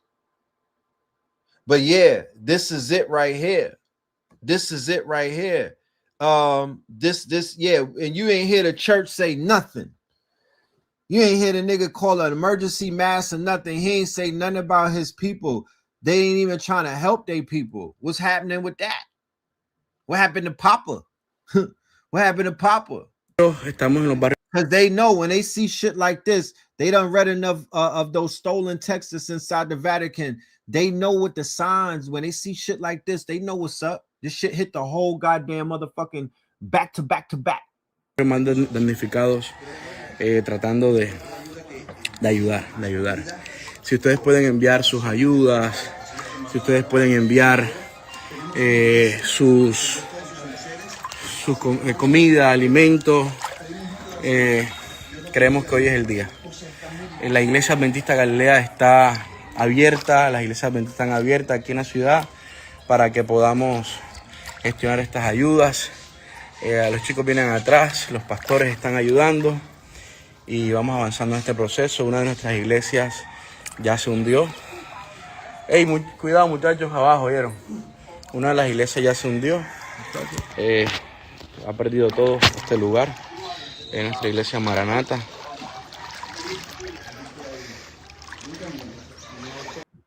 no está inundado, Córdoba se está ahogando, hoy hay familias que lo perdieron todo. Las lluvias no paran, el río Sinú sigue creciendo, el embalse de Urlá se declaró en alerta roja. ¿Qué significa esto? Más agua, más riesgo, más tragedia. Más de 10 municipios debajo del agua, miles de familias afectadas, campesinos observando cómo se pierden sus cultivos y animales, y niños viendo cómo el agua entra a sus casas. Es que cuando el campo cordobés se ahoga todo el departamento. Municipios como Puerto Libertador, Canalete, Montería, todo el Bajo San Jorge, Montelíbano, San Carlos, Los Córdobas, San José de Uré, San Bernardo del Viento, Lorica, el Bajo Sinú. Esto es una emergencia humanitaria y necesitamos ayuda ya. Gobierno nacional, Unidad Nacional de la Gestión del Riesgo. Necesitamos comida, maquinaria, presencia real. Es que Córdoba no está pidiendo favores, está pidiendo que le ayuden a sobrevivir. Mi departamento se está ahogando y Colombia no puede mirar hacia otro lado. Tú que estás viendo este video, ayúdame a compartirlo, porque para mañana puede ser demasiado tarde. Ayuda, hombre, ayuda, que estamos aquí inundados, esto está creciendo, ya las cositas de nosotros se nos fueron toditas, las camas se nos mojaron. That's crazy. Esta es nuestra iglesia. Lo perdimos todo en esta iglesia. Y I would be scared of the river snakes. Queremos verificar que todo esté, cómo está todo. Permítanme y verificamos un poco.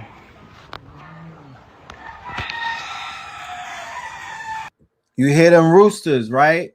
Living land. That's similar to where I was sound. The roosters, they don't stop roostering. They don't. The roosters, they own the symphony. They own the skyline. But look at my guy. Look how far the water's to his chest.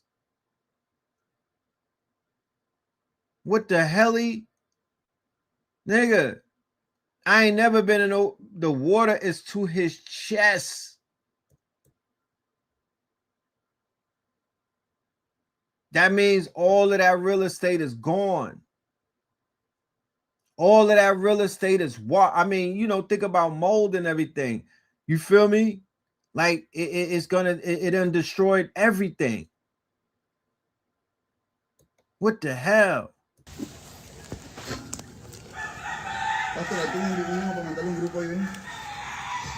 El sonido creo que todavía está.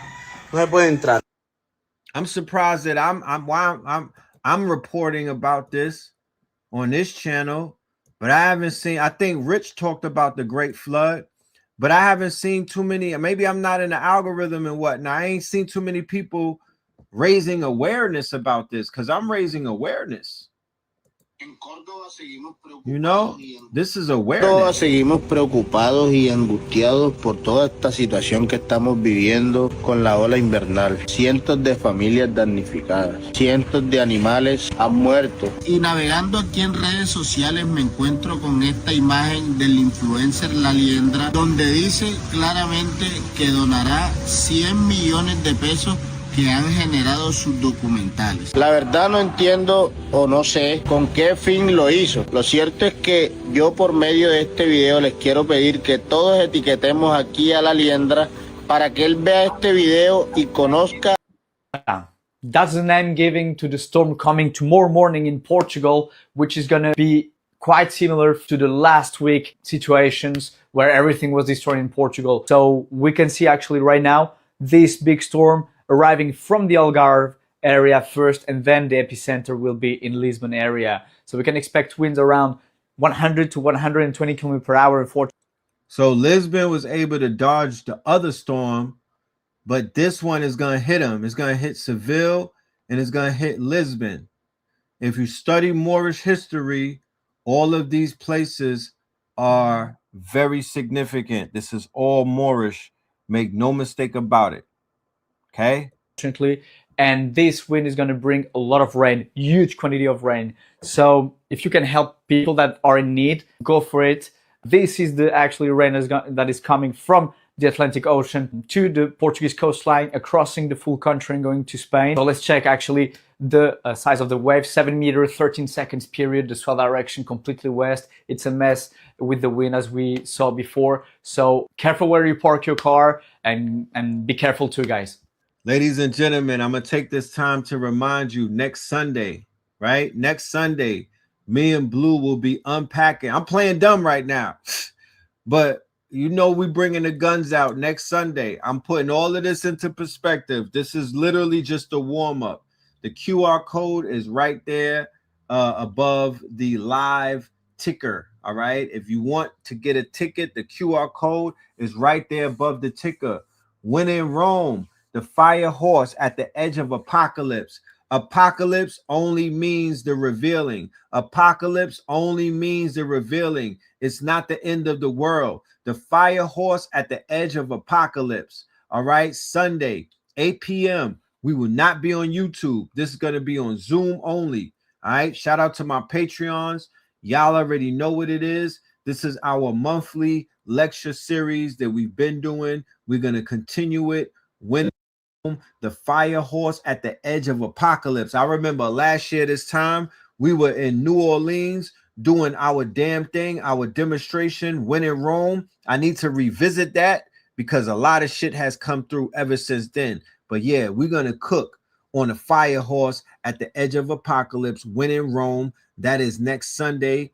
Go ahead and get your tickets and let us continue. All right, let us continue.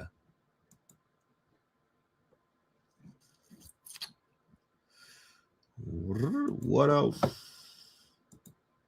Sobrevuelo a las 8 de la mañana. Vemos que el agua sigue entrando a Vallejo por el humedal Berlín. Ya se ha extendido por detrás. We're not talking about a rainstorm, ladies and gentlemen. We're not talking about a rainstorm. We're talking about something biblical. Okay? Something biblical. This is not a rainstorm, ladies and gentlemen. I was just on the island. This is not a regular storm. Va buscando rodear el Dorado también se está llenando de agua. Y el agua y el nivel sigue aumentando.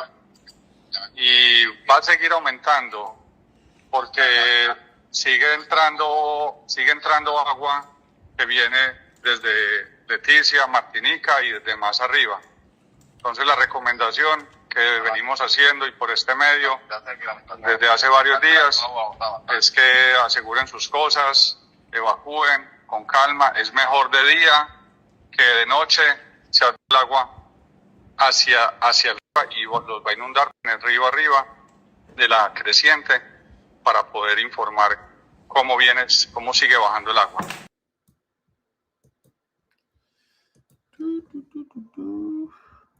I'm just reporting the news, man. As it comes to me, I'm just reporting the news. I don't got no dog in this game. Oh, shit, Morocco. God damn. On the 5th of February. Shit. So we got Cordoba. We got Tunisia. We got Italy. We got Morocco. We got Portugal. God damn. What's going on, fam?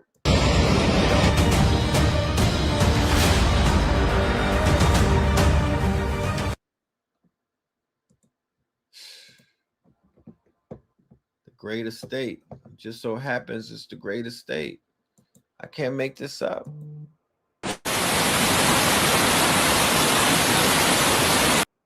That's called the Blue City in Morocco. That's the Blue City.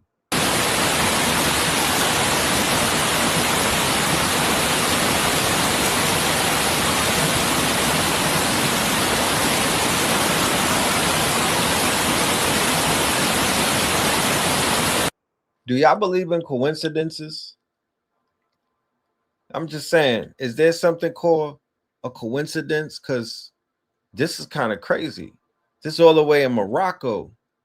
Then you got Italy. I mean, the whole Iberian Peninsula, goddammit.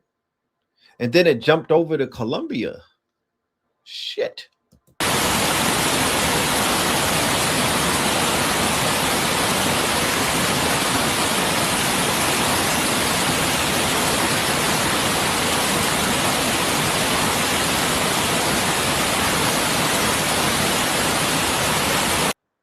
That looked like a dam done broke open. That's some strong ass waters.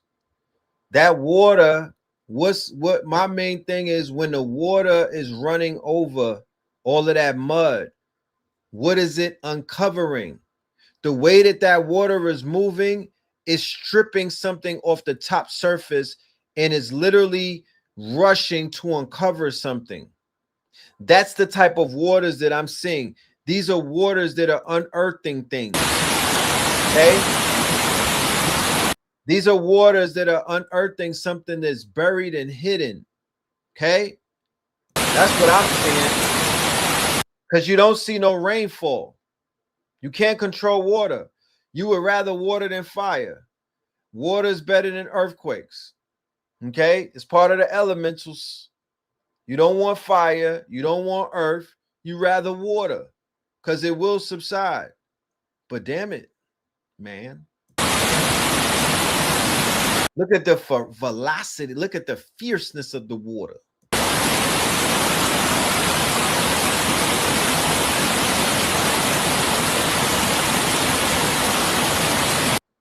That water is either coming from a river. It's not the rain. The rain is not doing that. That is not the rain. That is either the banks are being flooded or something is going on. Because I know that a dam broke somewhere. I know that a dam broke. Maybe not in Morocco. One of them places, the dam over flooded because of rainfall. Not the rain.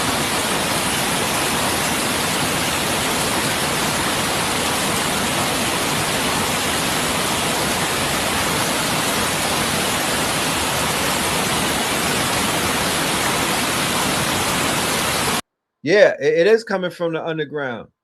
It ain't that it can come from that water is definitely coming from under the ground. Keep in mind, these places are built on top of places. The storm is called Leonardo, and the next one is called Martyr.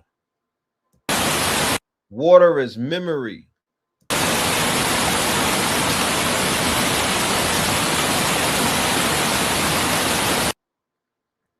Okay. So that's Morocco. That's Morocco.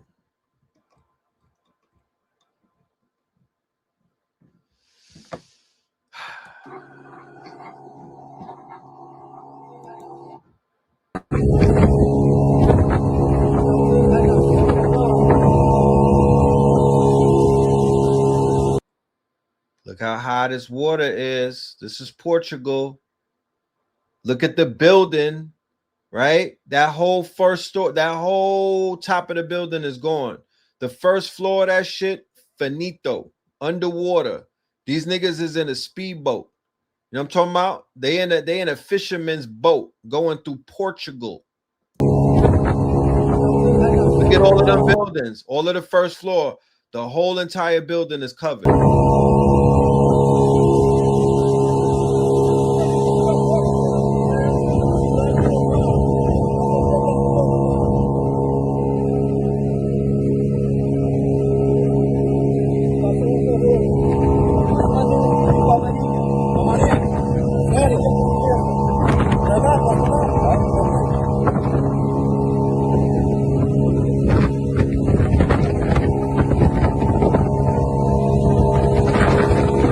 Yeah, that bitch like Venice. They got that. They got it looking like Venice, bro.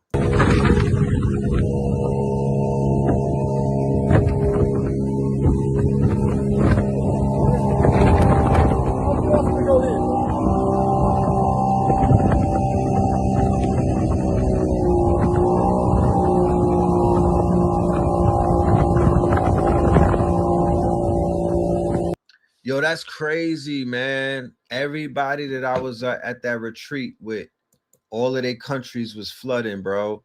Portuguese was there. Spaniards was there. The Colombians, of course, was there. Like all of these places, the Spaniards, Spain people was there. That's crazy, bro. I need to call them. Check on them. Shit. All right, so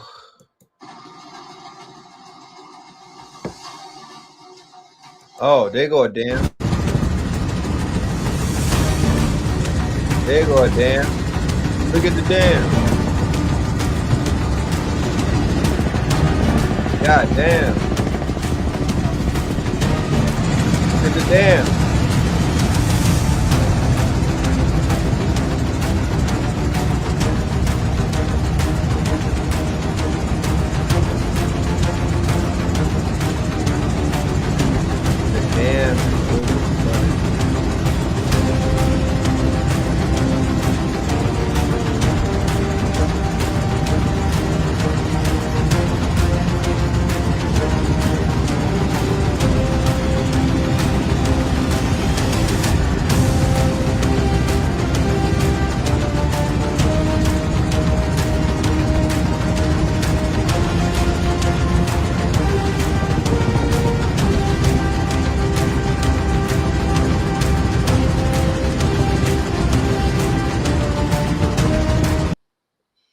Yeah, it's crazy.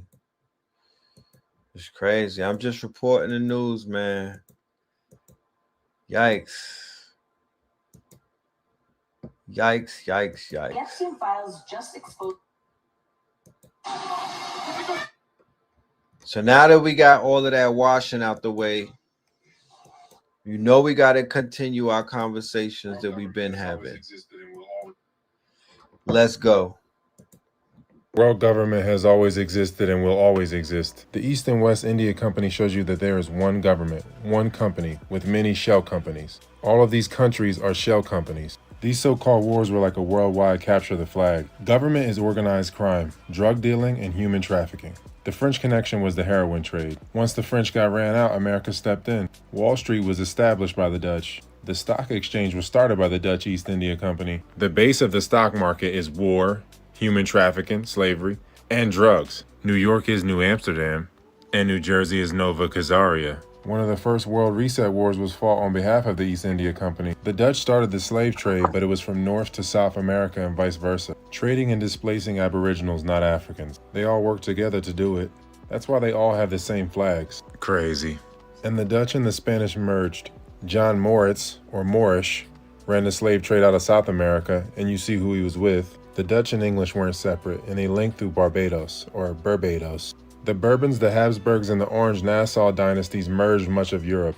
Then we get William of Orange, consolidating all the tiny hats from Spain and the Netherlands. That's why the second oldest college in the country is named after this inbred couple. Their motto was let others wage war. They instigated all Aboriginal infighting. And there's a reason why we constantly get the Roman eagle on all these flags. The Germans even took the Roman salute. So many similarities in the coats of arms. France and the Netherlands have the same flag. Red, white, and blue symbolizes revolution. The revolutions were slave uprisings. Obviously, Slavic countries and Russia got taken over in slave uprisings and followed suit with the flag. They were all first cousins. Russian nobility even spoke French as their first language. Obviously, the French gave America the Statue of Liberty to commemorate the slave uprisings, which is the goddess Columbia. That's why it's the District of Columbia. Vampiric goddess worship. Imp USA.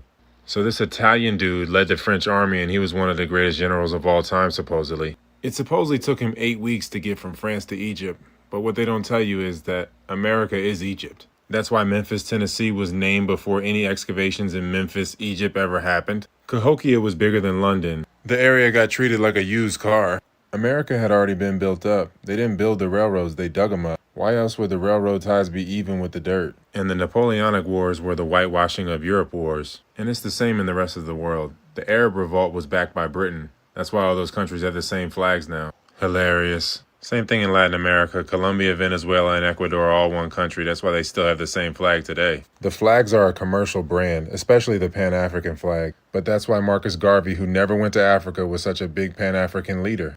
Why do you think Walter Plecker had his back? Not a good look. It's always been about keeping the real Aboriginals lost at home. There will always be a world government. The issue is, who is the leadership? The resets keep the dreamer asleep in the dreams, while the projections pull the levers. Okay. Okay. I have a confession to make. I love fame, sex, money, power. Fame, sex, money, power are the four fruits of the Kalpavrishka, the wish-fulfilling tree. If you ever see somebody do something bad and thinking like, man, how could this guy do it? Fame, sex, money, power. Fame, sex, money, power. Fame, sex, money, power. It makes the world go round. Fame, sex, money, power. There's a story that A group of children go to planter it, and long story short, the child who asks for candy gets a stomachache. The child who asks for toys only gets boredom. The only child who is not disappointed by the wish-fulfilling tree, which gives anything you want, is the child in a wheelchair who cannot get to its roots.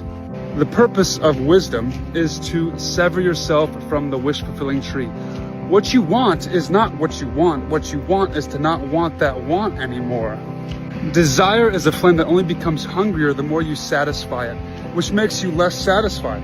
In Dante's Inferno, there are three animals that guard the gates of hell: the lion of pride, the leopard of lust, and the she-wolf of greed. I am hungry like a wolf. We all are. You know how natives in the tundra kill wolves? They don't even have to hunt them. They dip a knife in blood, let it freeze, dip it back in blood, until there's a popsicle of blood, and they stick it in the snow. In the middle of the night, the wolf comes. He took that from Dead Prez. That's the intro of a motherfucking classic album. But let him continue. Like I said, these pale faces is acting up. They out here. They out here. They outside making content. Licks the blade, licks the blood, until eventually it's just slicing its own tongue off, but it can't tell anymore because its tongue is so numb and all it tastes is blood that eventually the wolf kills itself by bleeding out. Sin begins with the consumption of others, but it always ends with the swallowing of your wallowing self. Sin is not sustenance, it's suicide. It is not satisfaction, it is swollen starvation. Your stomach will feel like it is barren and tearing apart at the same time. I mean, that's how they're punished. The lustful and the greedy and the avaricious in hell. They're in a tumultuous storm that never ends. They're eating and they are never satisfied. It will leave you exhausted. You are better off sucking exhaustion out of a tailpipe. That's how you'll feel. A stomach full of vapor, a head full of hot air. Like when you eat spicy chips and eventually you can't even taste anymore because it's so spicy, but there's still a bag left, so you keep eating the bag, but your stomach hurts, but there's still a bag left, so you keep eating it even though it doesn't make you happy. You must have discernment. That's what viveka means, from the root meaning to choose or to divide, which ultimately becomes the words meaning to conquer or to be sacred. Discernment, so you can make a war fortress of your heart, so you can fortify your heart. That's what it all says. A man without discernment is like a city with broken walls. You've got to fortify your walls, bro. The only way to conquer is to cut yourself from the tree of desire. The only way to be sacred is to sever yourself from the tree of desire. He conquers who conquers himself. I conquer others because I cannot conquer myself. Diogenes said that to Alexander, you know. How many of y'all checked on your white friends lately? How many of y'all have checked on your European Nordic friends? My nigga looking like Kurt Cobain and whatnot. There's a lot of meltdowns taking place right now. Well, everybody's There's a lot of Jeffrey Epstein files. I, as a former neuroscientist, there's a lot of meltdowns taking place. We just want to be aware of it. All right. So we're going to continue to go down the rabbit hole respectively. Okay, respectfully, we're going to continue to go down the rabbit hole. Okay, I'm gonna have to continue to go down this rabbit hole because, like I said, I pointed out earlier in the program that this behavior that we're witnessing and people are having meltdowns about, and people are all in their feelings, and they're like, I can't believe what I just read. You guys, you're not angry? No. The fuck? We're wondering what took your ass so long to say something. That's what we are. Because we've been seeing the motherfucking fangs of the devil. We already knew what he was doing. We've been talking about it for damn near 100 years ago. They was cooking them. Elijah Muhammad was cooking these niggas in the 30s, in the 20s. So what are you talking about? They put books, pamphlets, and novels out. What do we mean? No. And in the 18, 17, and 1600s, our people had our land. Our people had our resources. We was getting all type of things done to us by these PDF files and these quote-unquote cannibals. So many of us went through our angry phases where we had nobody to talk to. We had no Twitter videos to vindicate us from pale folks that was backing up what we were saying. Some of us got put into hospitals and put on 730. So we got put Therazine in our veins and whatnot. Some of us got put on psychotropics. Some of us got locked up because we had the audacity to say the shit that we was saying, bro. Y'all motherfuckers is late. So all of this mayonnaise meltdown, white outrage, y'all can miss me with that shit, because literally this is a part of their culture that they never wanted to come out. They never wanted it to come. Let me show you what they dealing with. This is disturbing. So you know, if you don't want to be disturbed, you might want to just skip this part. But I'm just showing you the depravity of what you're dealing with. This shit is not new.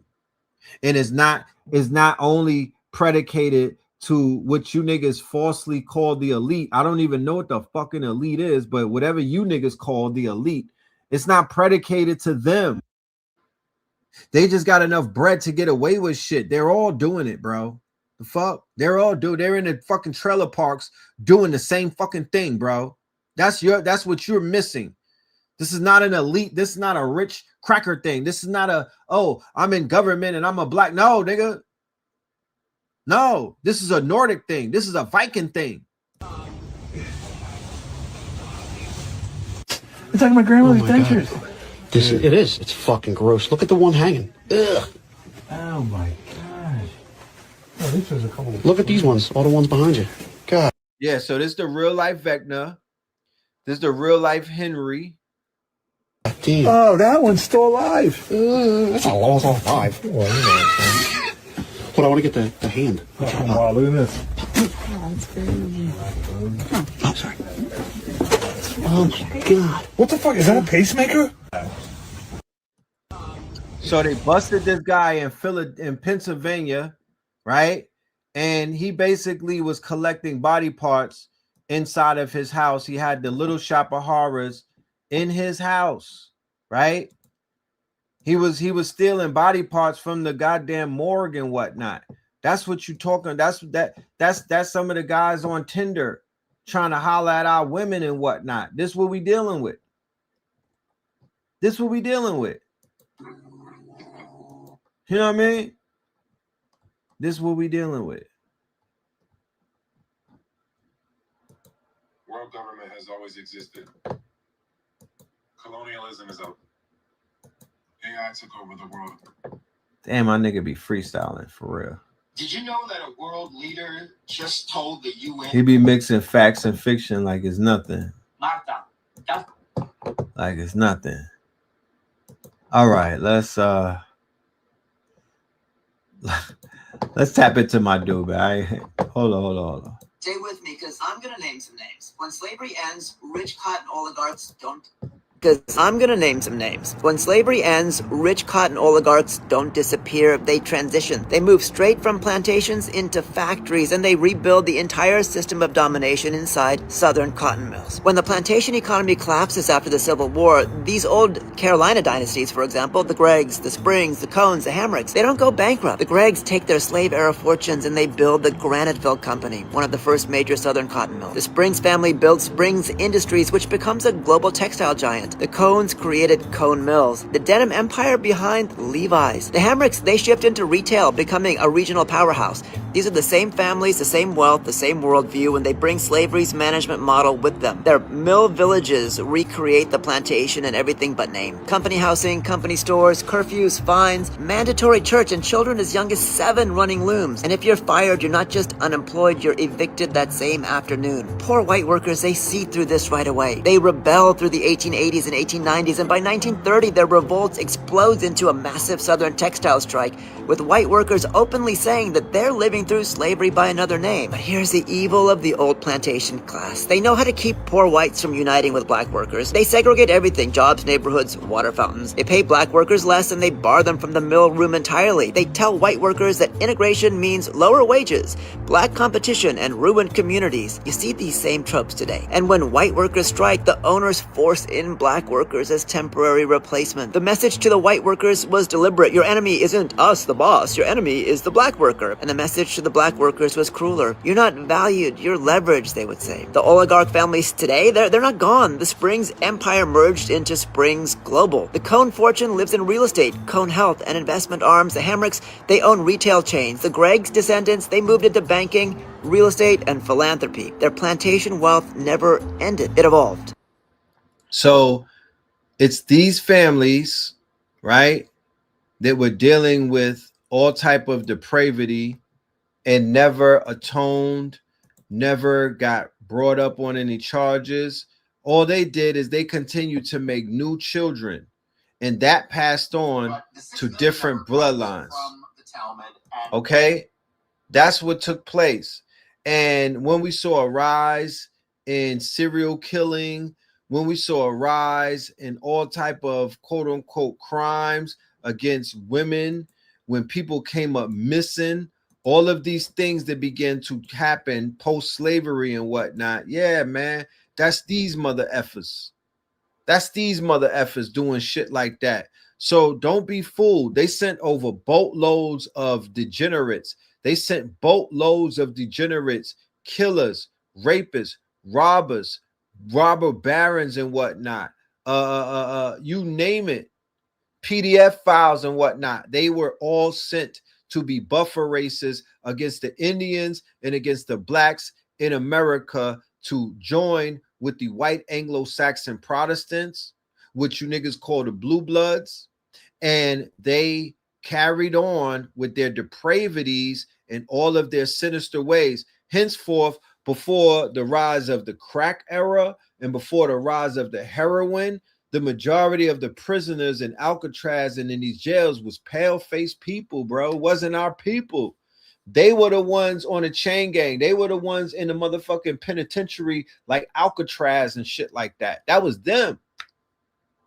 During the days of the prohibition with Scarface and Al Capone and all of them, yeah, the majority of the people breaking laws and doing dumb shit was those immigrant crackers. The Italians, the Irish, the Jews, and then others. That was them. That wasn't us. And then Joe Biden came with that damn crime bill and all kind of other shit. And they start flooding the hood with these uncontrolled substances. And yeah, they manufactured that. They did. Who watches Rick and Morty?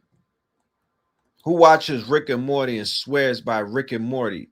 Who in the audience is a Rick and Morty fan? Let me disrupt your day. Who's a Rick and Morty fan? Anybody? Because I ain't into that shit. I'm not into that. I don't like Family Guy. I don't like Rick and Morty. I don't like Robot Chicken. I don't like none of that shit because I know what the fuck I'm looking at. And I know the writer room is a bunch of goddamn PDF files and racists. I don't laugh at stupid shit like that. I don't.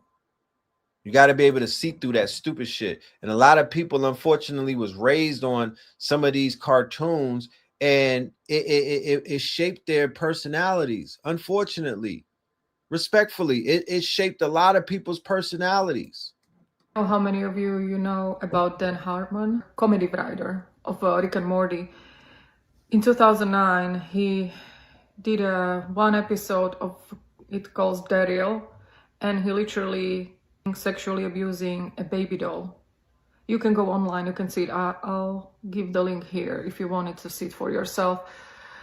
I'm just trying to show you how they are promoting trauma, psychological distortion in people, mental illnesses, and everything is just looping. It's a pattern. There is no integration, no talking about healing. So we can start seeing those patterns. So let's talk about Dan Harmon. Dan Harmon is not just a comedy writer.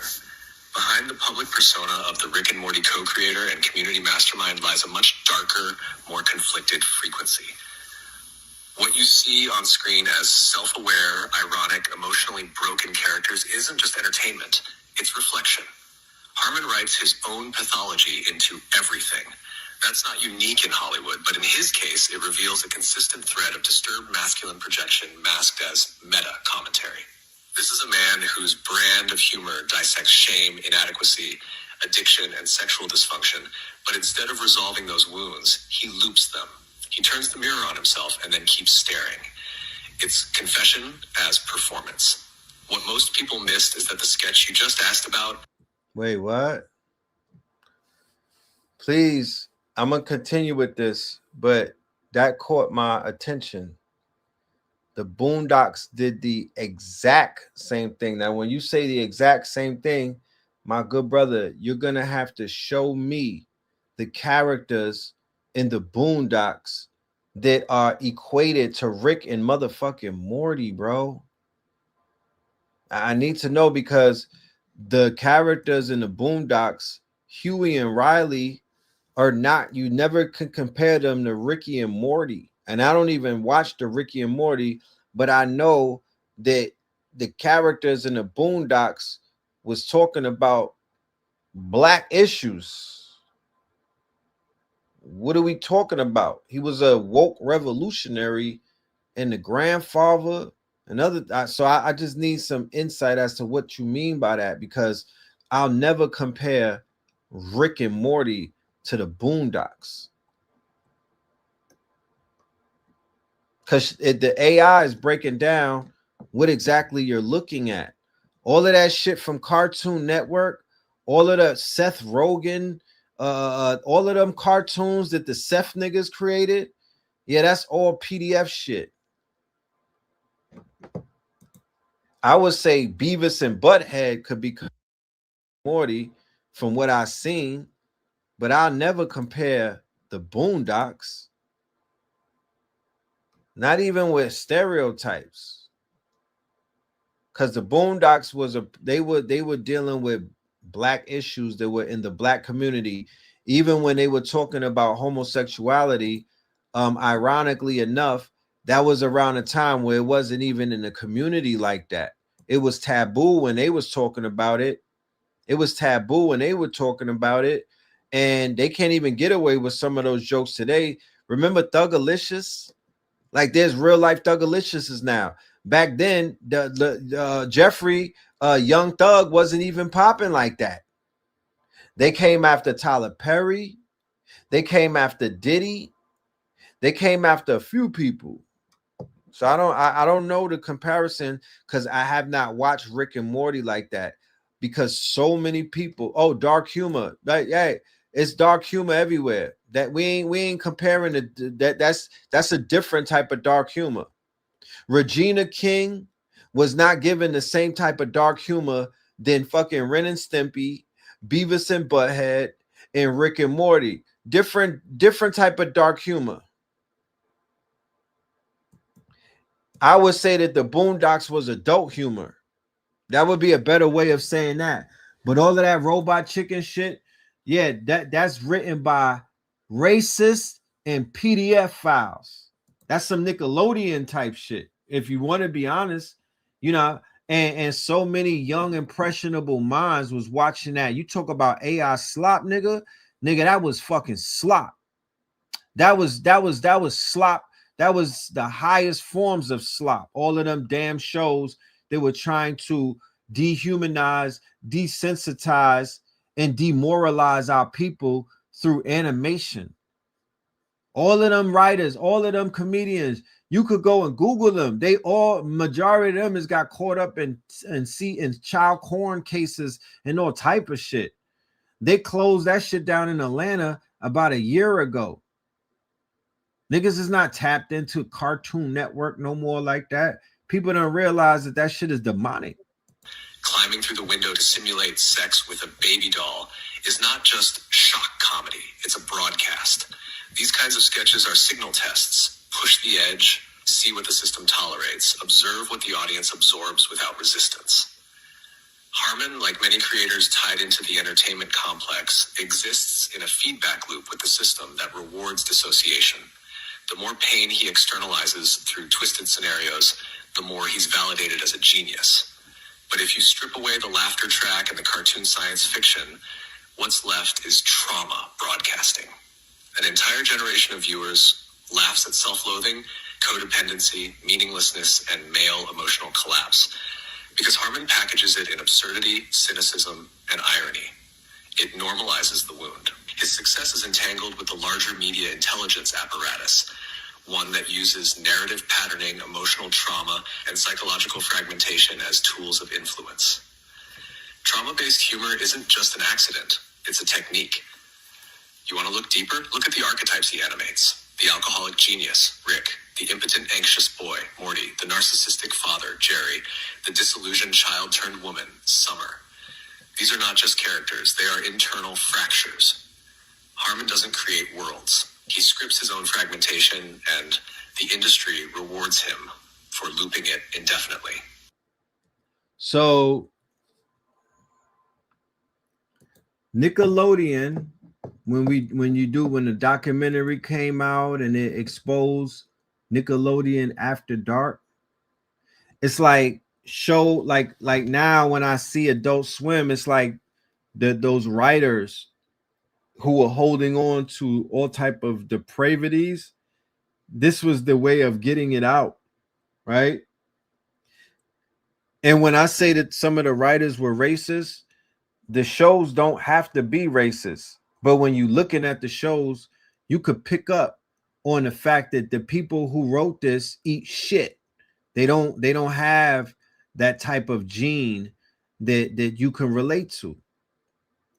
The racism is in the depravity. The racism is in the weird fucking frat boy humor. The racism is in them with the stereotypes and everything that you laugh at, that they made a joke out of. So, I'm not judging nobody. I'm just saying, like, once again, and this is not to point fingers. This is not to compare, because we had our whatchamacallit, we had our level of indoctrination when we were young, but our cartoons wasn't on that type of vibe. Like, we had the Mickey Mouse Club. We was dealing with Walt Disney's bullshit. You feel me? With the fucking Africans with the bones in their nose. You feel me? With arriba. You know what I mean? The fucking little nigga running and shit. With the fucking what's next? Speedy Gonzalez. We had our version of depravity, but they just turned it up a notch throughout the years of what it appears to be. Okay, they definitely turned it up a notch, because the cartoons that we were watching is like child's play compared to how far it went. It's child's play compared to how far this shit has fallen into the sunken place.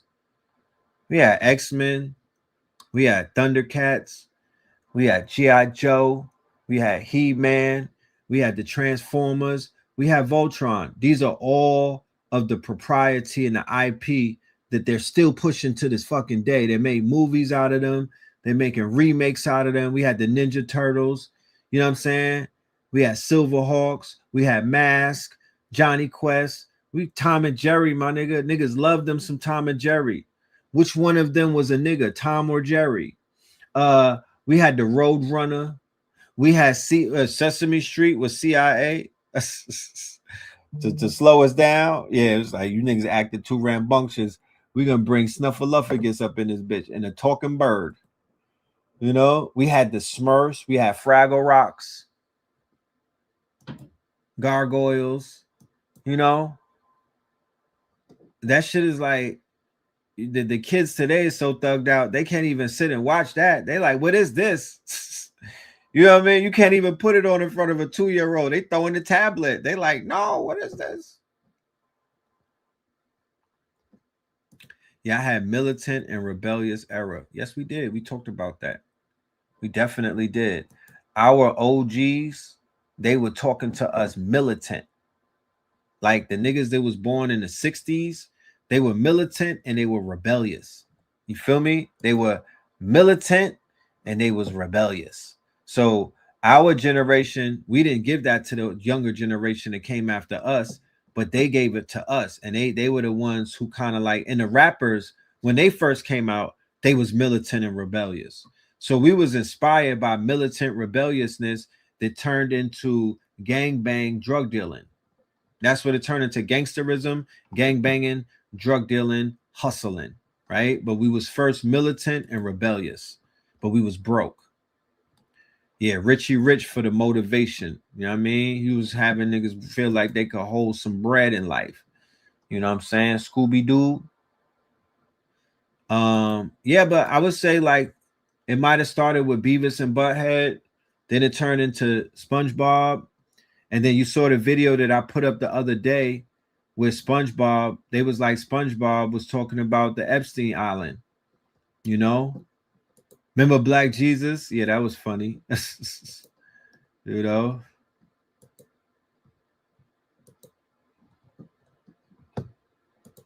The 60s was more community and rebellious. It definitely was.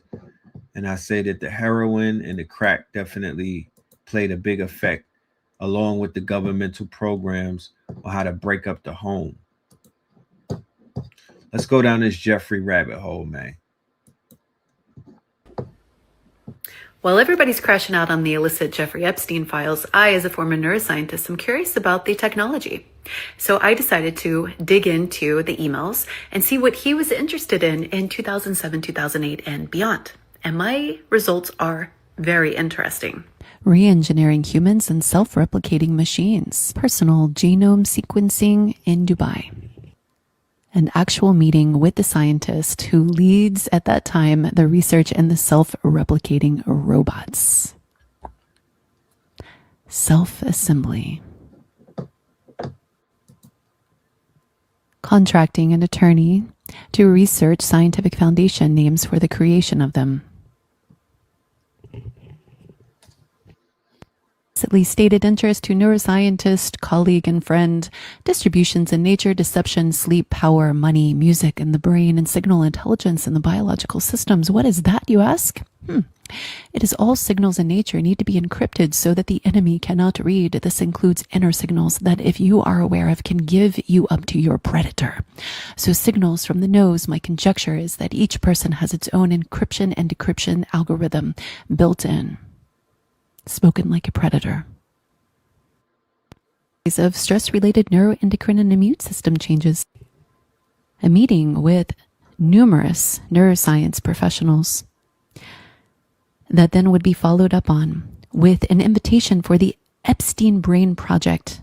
And Epstein would decline and say, no, thank you. I don't want the namesake. I just want you to do the work. What is the work? I don't know if we'll ever know.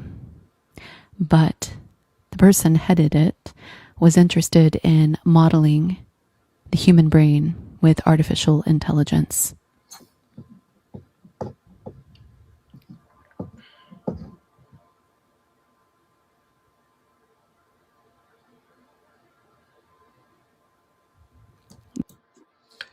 It's really exposing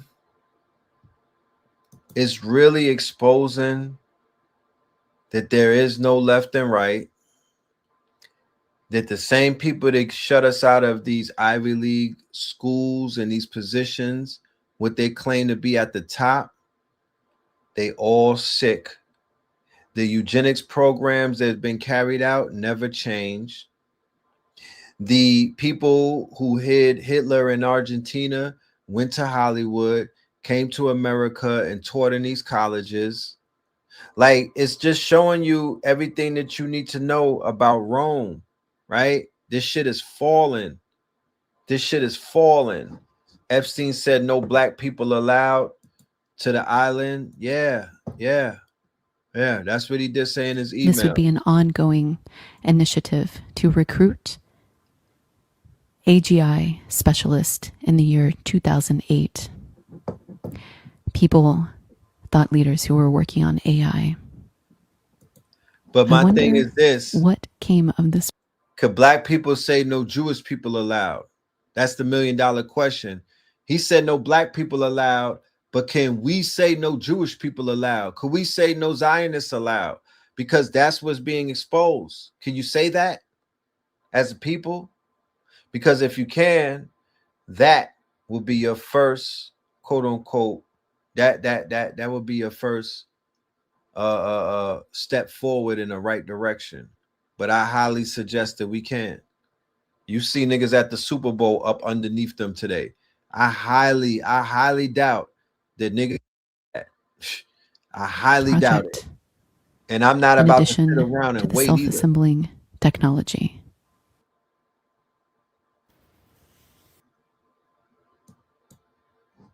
You know? If this information doesn't move our people closer to one another, then what is it worth? What is any of this worth? There's none of this is worth anything. To be honest with you, if this doesn't move people closer to do something and to make something happen, then nothing, or what the fuck you think would do it. Nothing is going to do it. It's not even worth it at the end of the day, because people are stuck in whatever they're stuck in. You know? And it just is what it is. There's no one to blame for that. It's just a part of that. That's just the way the ball is bouncing, I guess. But the 6 million number comes from the Talmud. Let's see something. Files just exposed your files just exposed your. And here's to show you that everybody's favorite woke, quote unquote, thought leader. I've been to people's house and they had this nigga on their quote unquote Tubi television and whatnot. Yeah, 111. Let's put that into the universe. 111. Okay, let's put that in the universe for all of the healing of our people. Okay, but check this out, Mr. Noam Chomsky. The Epstein files just exposed your favorite leftist intellectual, Noam Chomsky, as a close friend and confidant to Jeffrey Epstein. After analyzing more than 3,800 emails and text messages, Mint Press News uncovered what can only be described as a deep friendship between the two. Not a casual acquaintance, but a relationship in which Chomsky and Epstein referred to another as dear friends and trusted advisors.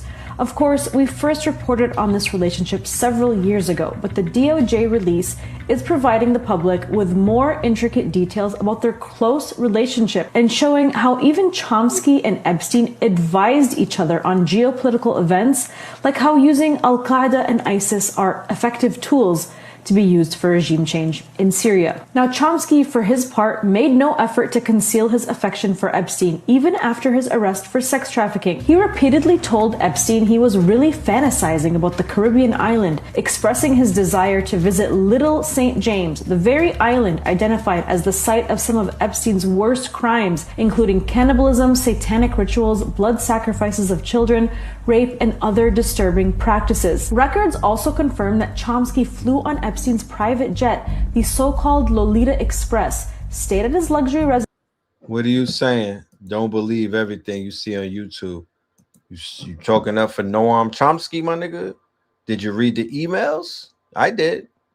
In Manhattan and Paris, and regularly met him for private dinners and gatherings. Right up until Epstein's arrest for child sex trafficking, Chomsky was actively advising him on crisis management, sympathizing with what he called the horrible way you were being treated in the press and public. And as survivors came forward and scrutiny intensified, Chomsky did not distance himself. He actually leaned in more.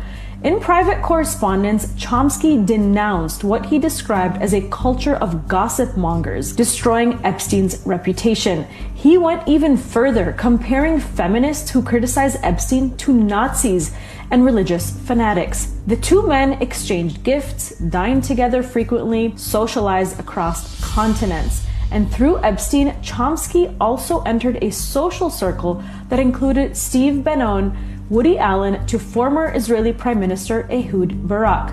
Chomsky's relationship with his own children reportedly fractured, in part due to their outrage over his attempt to appoint Epstein's longtime accountant and right-hand man to the board of the family trust. But the Epstein files reveal more than personal loyalty between him and Noam Chomsky. They expose political coordination. In emails with Epstein, Chomsky discussed the war in Syria, specifically the use of armed Salafi and Wahhabi groups to overthrow the Syrian government. Chomsky acknowledged that US and allied efforts against President Bashar al-Assad relied heavily on extremist factions, including Al-Nusra Front and ISIS. Rather than rejecting the strategy outright, Chomsky framed the rise of these groups as an unfortunate but tolerable consequence of a broader campaign for regime change, privately expressing views that sharply contrasted with his public opposition to US interventionism. Now, this is not a story about guilt by association. It's a story about documented choices, written in emails, booked on flights, and sealed in friendships. It is the story of how the man, once called the most important intellectual alive, maintained a close personal and political relationship with a top Israeli spy, the world's most famous sexual predator, even as the truth about Epstein was becoming impossible to ignore. Noam Chomsky, right? Bosom buddies. You know? We've seen shit like this before. Let my nigga cook. Come on, cook. Let's go. Fuck that. Is not dead. We find out Jeff here likes to play a little bit of Fortnite in his free time. Files confirmed. $25.95 charge for V-Bucks on Fortnite 2019.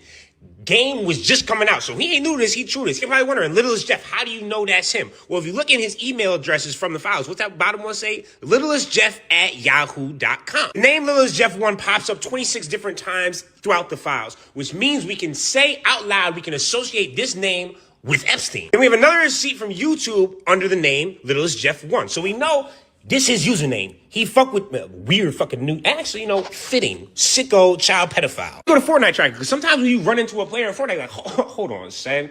Who is that? Is he cheating? Let me go look up his stats. We look up Littlest Jeff. That says Chapter 6, Season 1. 16 matches played. Chapter 6, Season 1 was released in December 1st, 2024. Epstein supposedly died in 2019. We know there was movement in the bank account of millions of dollars associated with his name too, but now we know for a fact someone was using his username to play Fortnite. You telling me somebody just got on it, watched strictly for vibes, Red Bull nowhere in sight? Fuck no. That's him. Funny enough, now when you go to try to look up Littlest Jeff 1 on Fortnite tracker, profile's private. Now you're telling me that someone that didn't give a fuck, that maybe that was just their username, all of a sudden is gonna go private because too many people are looking at their username? Or are they trying to hide something? Information comes out just as other news cycles are starting to speculate who entered his thing. Did he actually die? Did somebody kill him? I would like to drive home. Countries around the world are launching investigations over anybody associated with him whatsoever. I would think we should already have the FBI on the way to go figure out who is playing under the Littlest Jeff 1 account in Israel. And I would think our greatest ally would be raiding that crib right this second. But that's not happening because he's a Mossad asset and he really actually may be in Israel, kicking back, being cool, like ain't nothing wrong. Like, no, hold on. He's supposed to be dead. You know how I know it's getting bad? Because Netanyahu took the time to say, he had such an unusual close relationship with our former prime minister that he wasn't working for us. He was doing the opposite. Israel was working for him. He was trying to sabotage me. Shut the fuck up, dickhead. You are a murderous, genocidal Adolf Hitler 2.0 piece of shit. He's somewhere in Israel moving, grooving, vibing, sliding like he wasn't on the most vociferous timing over here in the States. The reason to cover all this up / make us talk about something else is we will be bombing Iran extensively within the next 24 to 48 hours so we can move on to something different. It's another day in America where our president posts AI images of the former president and former president's wife as apes.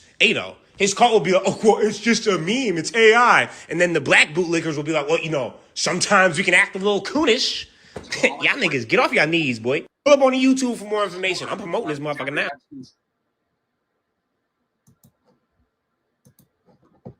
Breakdown of what was discovered inside Jeffrey Epstein's temple on Little St. James Island. The images shown here are artistic reconstructions based on verified footage released by James O'Keefe and the O'Keefe Media Group. What adorns the ceiling of Epstein's private temple is not merely a decorative mural. It is a cosmological manifesto, a celestial roadmap stretching across the heavens. This image speaks in the ancient language of the stars. Constellations like Orion, Draco, Centaurus, and Pegasus weave between zodiacal symbols, mythical beasts, and figures drawn from esoteric traditions. But these aren't arbitrary choices. They align with the worldview of the ruling elite, an elite that has for centuries relied on astrology not as superstition, but as a system of cycles, timings, and control. This isn't an isolated phenomenon. In my previous breakdown of the Vanderbilt Mansion in Hyde Park, New York, I demonstrated how that estate too was constructed in alignment with astrological and mythological motifs. From floor plan to artwork, we saw clear indications that those who sit atop power structure their lives and properties around the heavens. Why is this? Because astrology to them is not a curiosity. It is a governance system, a means of channeling spiritual dominion, economic timing, and generational succession. As we move our gaze downward from the stars on the ceiling, we encounter a ship cutting through the celestial sea, a direct visual reference to the myth of Jason and the Argonauts. This is no coincidence. Jason's journey for the Golden Fleece has long been interpreted as a metaphor for initiation, spiritual kingship, and divine right. The Golden Fleece itself, taken from the ram, represents Aries, the pre-Christian, pre-Piscean age. In esoteric traditions, Aries was the age of divine rulership, fire, and the construction of the first temple. The fact that the mural references this mythos speaks volumes about the elite's attempt to connect themselves with an older, pre-Christian order. Jason's ship, the Argo Navi, wasn't merely a vessel, it was a vehicle of spiritual conquest. And here, on Epstein's ceiling, that vessel sails not through water, but through constellations, cutting across time and myth to deliver its sacred cargo. These weren't just governments, they were initiatory societies cloaked as kingdoms, expanding not only territory, but occult power. The last crest appears to fuse modern and ancient motifs, perhaps even stylized elements of banking houses or guilds. Collectively, these symbols suggest that this is not merely a ship from myth. It is a ship of empire, a symbol of global power that merges Zionism, Freemasonry, Crusader mythology, and monarchical bloodlines into one esoteric superstructure. Directly beneath this sky lies the room itself, and within it, a grand bookshelf flanked by two towering columns. One is a smooth, straight pillar, the other is a spiral. These pillars represent duality, masculine and feminine, light and shadow, order and chaos. It is initiation architecture. This temple was more than a private sanctuary. It was a coded structure, part ritual chamber. Deep. Kind of deep right there. Gotta look into some things. Check this out.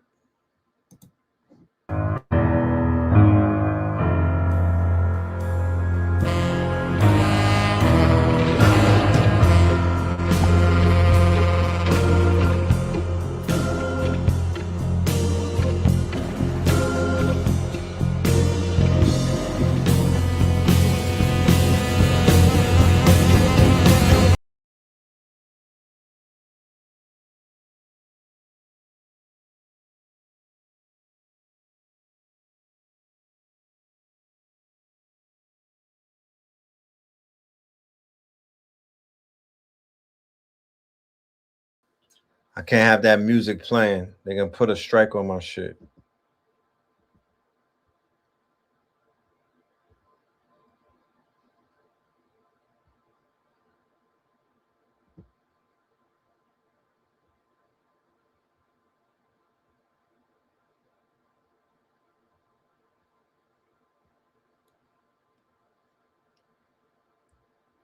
But this is the lady.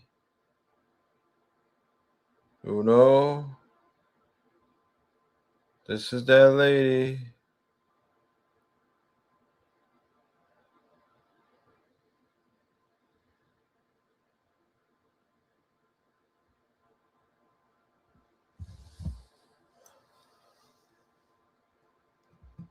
Plugged in.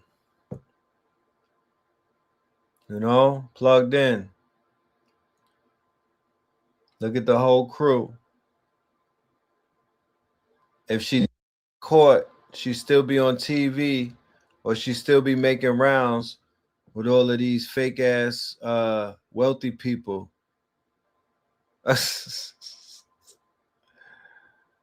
Yo, it's crazy.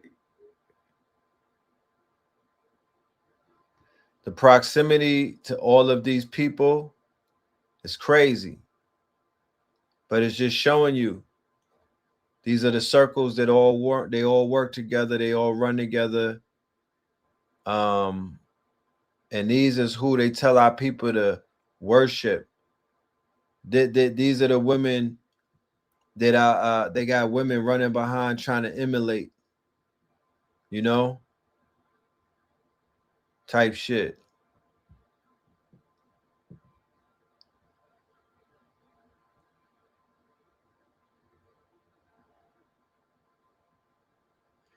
And right now, as we speak, she's literally in a summer camp.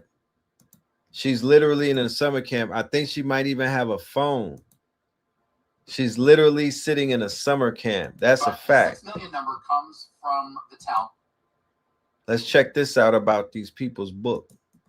6 million number comes from the Talmud, and it says in the Talmud, in order for the Moshiach, which is their salvation, it's their version of Jesus, in order for the Moshiach to return and bring salvation to the Jews, 6 million of God's chosen people must vanish. That's in the Talmud. And that's why they shaped the story this way, right? They shaped the story saying 6 million Jews got killed. So Jews would take that as a sign from God that the Moshiach is coming, and to perpetuate what they're doing. You know, they didn't have Israel in 45. They got it in 48. But all this is connected to me. The telling of the Holocaust story, the 6 million number, the desire for Israel, and Zionism as a whole, which we haven't really even talked about. This all goes back to their biblical prophecy stuff, that the world is theirs, or God's chosen people, and all that stuff. It's all 100% bullshit. The 6 million number has been publicized going back to 1890. Actually, before this, you can actually find articles going back to 1812, 1814, believe it or not. But here we have 1899, 1905, 1906, 1914. The 6 million number is ever present because it's biblical to them. It's part of their culture. 1912, 1915, 1918. They need $1 billion fund to rebuild Jewry. In 1918, $1 billion. That's like $100 billion today. Fucking ridiculous. Cha-ching. 1919, 1921. Again, 6 million, 6 million. Doesn't matter what the populations of the countries are at the time. 6 million Jews are always in peril. I think they kind of did this in hopes to bring about the Moshiach, right? Maybe if they lie enough, maybe the Moshiach will come anyway. I mean, only thing that really makes sense. It's crazy. 6 million Jews face starvation. 39, 40, 44. You see, this number is just ever present. And then 45. And then obviously that number disappeared after the war and didn't reappear until the mid-1960s, because that's when the Holocaust was really born. It was really born in the 60s. It didn't exist in the 50s. You'll not find a single reference to the quote-unquote Holocaust until after Hilberg's book on the liquidation of European Jewry. Yikes.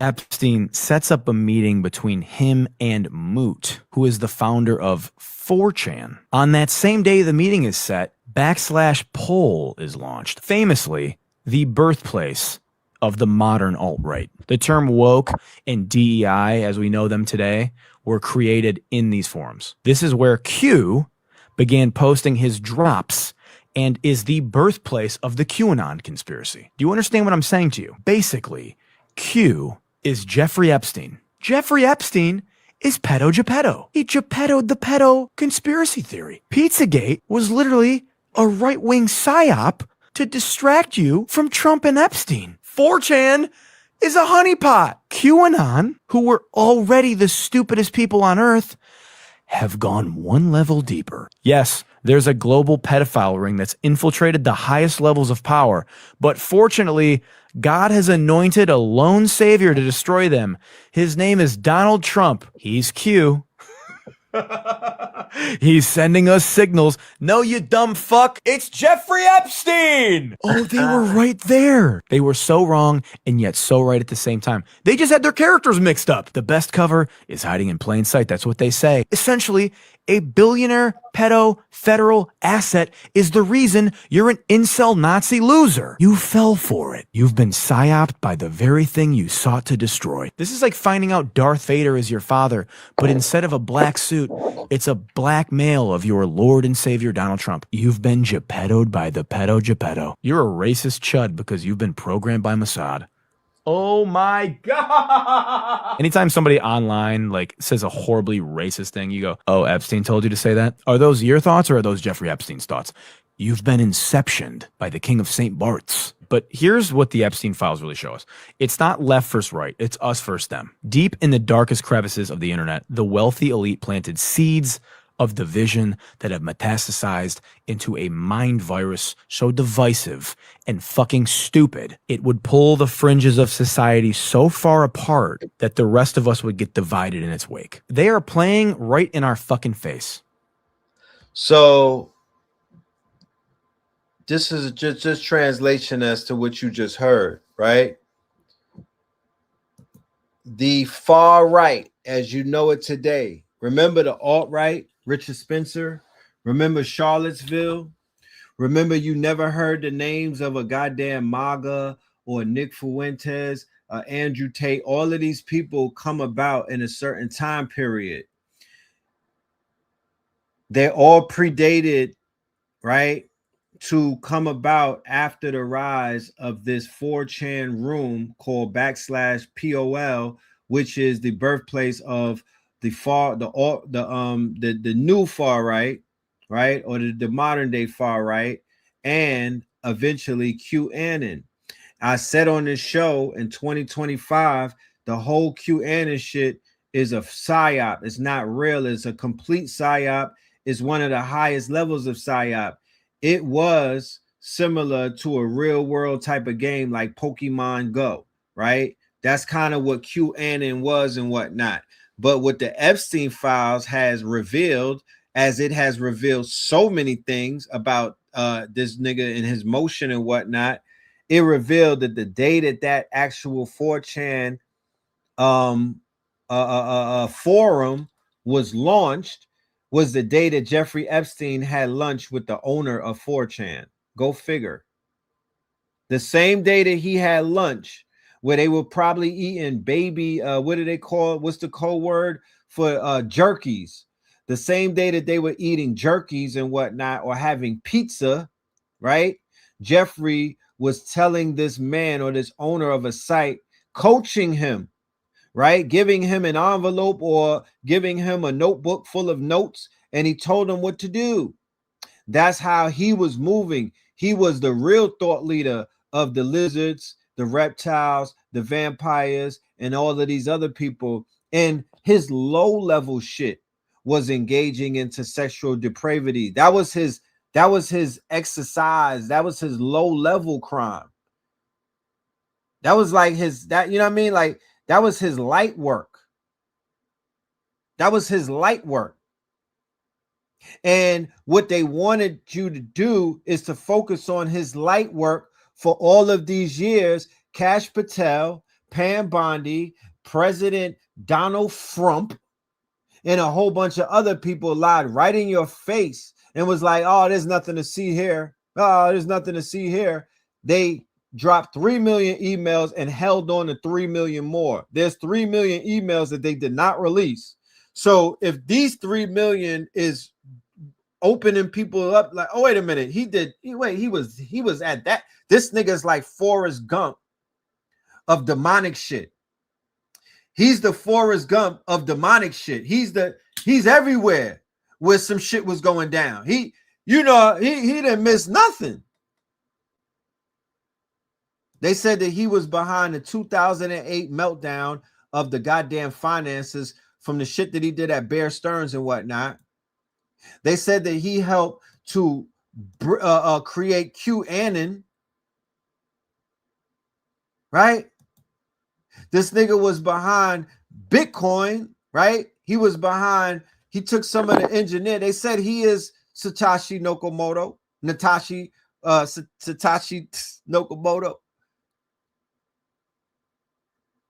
The nigga won a lottery a few times. They didn't even hit The FBI didn't even hit the ranch in Zorro. They didn't even hit the Zorro ranch. They hit the island, but he hid bodies. They got bodies buried around the goddamn ranch. So the question is not about Jeffrey Epstein. The question should be about how many other Epsteins are there. He wasn't running it. Y'all been in circles before. Y'all seen niggas with motion.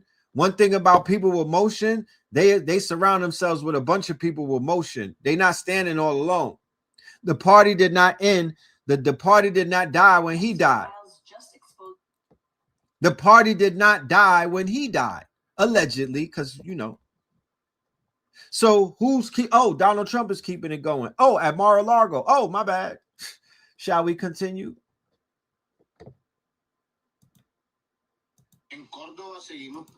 Shall we continue? Okay, thank you. So surprised about Jeffrey Epstein and everything he did when 500 years ago Christopher Columbus came to America and wrote in his diary bragging about how he would abduct indigenous girls, 9-year-old, 10-year-olds, and force them into sex slavery. And instead of denouncing that as a country, we decided to praise him and prop him up and teach elementary school kids how great of a man he was and how he discovered America. Oh yeah, the chicken came home to roost, because Jeffrey Epstein is literally what the foundation of America was built on. Stop being so surprised. So as bland and basic as that statement was, like, that's the fucking truth. You know what I'm talking about? Like, no, like, so when are people going to tie that together? When are people going to just be honest and be like, look, there's nothing that Jeffrey Epstein has done in those files that these fake ass quote unquote leaders or these fake ass quote unquote founding fathers, right? Yeah, he probably did come with them. He looked like a vampire. That's Andrew Jackson, if you ask me, on some vampire in Harlem type shit. But this is the behavior of these migrants. Okay, you want to talk about migrants? This is the behavior of the first wave of migrants into the land of milk and honey, and they've been on that bullshit ever since. And it's just, they just upset that one of them got caught. So now they're throwing all of these red herrings and whatnot. She might have kept it the realest out of all of the people, all of the mayonnaise people calling shit out. Not to take anything away from all of the other little whistleblowers, but it is what it is. When you read this and when you see what's going on, if you don't draw a $1 billion fund and you try to make this shit like it's a standalone, that's where you lost me. You're an op. You know what I mean? You're a triple agent of some shit. You're not giving the whole truth. So shout out to all of the mayonnaise people that's giving the whole jar of mayonnaise, not just one scoop. Let's go to a word from our sponsors. We'll be right back.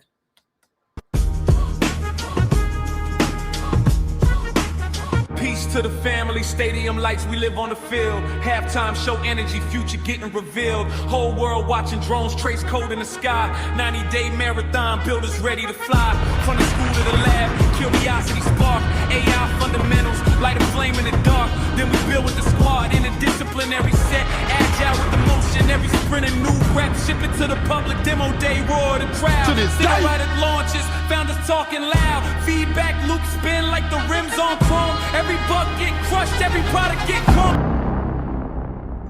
Imaginarium. We imagine it, then we engineer fate. Building systems, building cells, build a business that's great. Launch pads, laptops, lives all shift when we code. Now we own our ideas, our equity in the road. Oh. Ha! What we talk about, huh? What we talk about, man?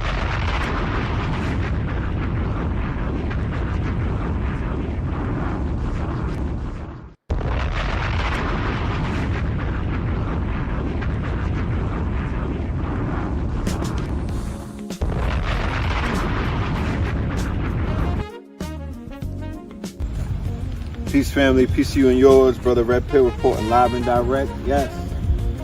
First and foremost, I want to give a huge thank you to my good brother Radiohead Rich at 363 Empire for putting on the AI Masters Workshop, Gods of Intelligence. I want to definitely send a salute and a humongous shout out to Savan Bomar for coming through on day one and doing what he did, man. He destroyed the stage, left no stones unturned.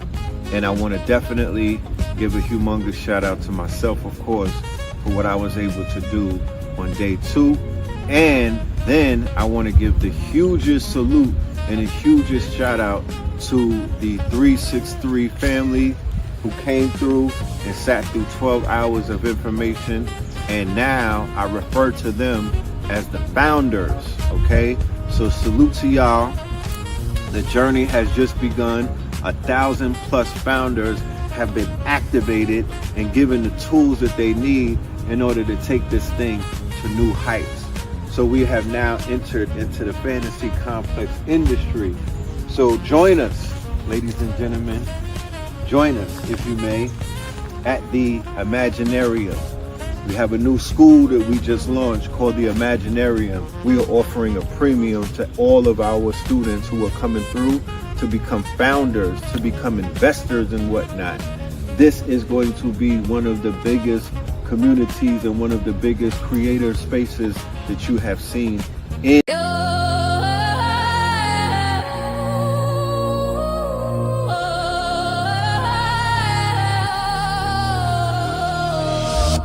In Brooklyn shadow, dreams come alive. At dawn's new light, let your spirit thrive. Breathing courage, let your strength ascend. Dark fire rising, let the power blend. Your aura's a beacon, luck finds its way. With bold steps forward, seize a new day. Shouted proud, success is my own fate. I'm glimmering now, it's time to elevate. I'm a magnet for dreams, success my claim. In sync with fortune, dancing in the game. Wealth cascades freely, triumph ignites, my heart's ready, soaring to new heights. Gentle, it's a rhythm in your soul's beat. Fueling your drive, making goals complete. Your aura's a magnet, attracting sway. Dance with prosperity, night into day. Riches may flow, but spirit stands tall. Growth the reward, answering the call. Money's a vessel, clarity's the map. No rush needed, wealth's in your grasp. No need to scheme, to hustle or to plead. Just rise up strong, live in your creed. Don't chase, simply receive what's conceived. Feel the rhythm of wealth you're meant to achieve. Yes indeed, yes indeed, yes indeed. Make sure y'all go ahead and sign up to that Imaginarium. Make sure y'all go and sign up to the Imaginarium, ladies and gentlemen. That is going to be the focus for the next 90 days.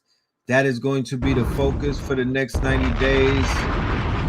We're going to be making all type of stuff, movies, shorts, videos. Man, I need y'all to tap in. We just did a demonstration earlier today during the Super Bowl. Shout out to everybody that was in the building for that. If you didn't catch it, it's 3 hours of heat. I'm walking people through. I'm showing them how to design. I'm showing them the steps. I'm giving them the workflow. So any one of us could turn around, wake up one day and just be a quote unquote, a creator, a generator, an operator, right? A founder. This is for the children, to be honest with you. This is for the youth. But the elders and the olders and the adults and all of us, we could pick all of this up. Somebody said, what's up with the 80s porn music? It did start out sounding like a skin flick, right? Look, check it out. What the heck?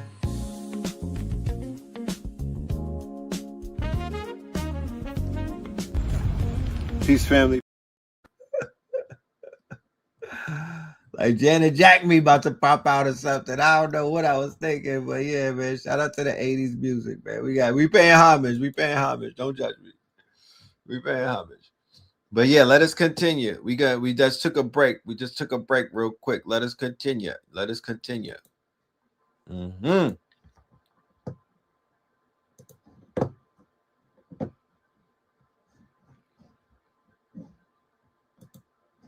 What you saw in Milan was an Olympic opening ceremony. We're still inside the dream. Because what they actually did was activate a... If you think what you saw in Milan was an Olympic opening ceremony, you're still inside the dream. Because what they actually did was activate a global ritual in your face and You clapped for it. Give me 60 seconds and I'll show you how they hijacked your subconscious, masked it as art, and encoded a planetary obedience spell right through your screen. Look, the location, Arco de la Pace, Ark of Peace. Sounds wholesome, right? Wrong. That ark is a Napoleonic military gate, a conquest portal, turned into a peace symbol for optics. That's called frequency laundering. Now look at what they did. Lit it on fire. Yo, her vocabulary is crazy. Yo, the vocabulary, the lexicon is different. You know what I'm talking about? She got away with them words. She said frequency laundering. Come on, Brosy, cook. Frequency laundering. Fire placed a spinning synthetic sun at its core, surrounded it with 12 bodies in chain formation, broadcast it globally under the Olympic banner. You literally just witnessed a mass consent ritual, not metaphor, mechanism. This wasn't a flame, it was a frequency weapon. That flaming orb wasn't a symbol of unity. It was a mock sun, a glowing eye inside a DNA cage, 12 interlinked figures forming a human torus field, zodiacal binding. This is the exact ritual architecture used in synthetic solar cults, elite occult systems, and predictive programming. They're not hiding it. They don't need to because they trained you to call it beautiful. Yo, Brosy. I be looking at the screen because you know they have they got the shit where you could read off of your screen. They got the teleprompter app, right? So when Brosy is going in, I'm like, she reading this shit off of GPT verbatim. I mean, she's not even putting no flex on it. She ain't even putting no cut on it. But then I'm looking at her talking. I done watched many videos. I'm like, no, this shit is coming off the noggin. She's not reading it. She's coming off the top of her noggin. Brosy, what do you got to sell the glossary, Brosy. Sell the dictionary, not the scroll. I don't know if those words are in the scroll, but she needs to sell the dictionary.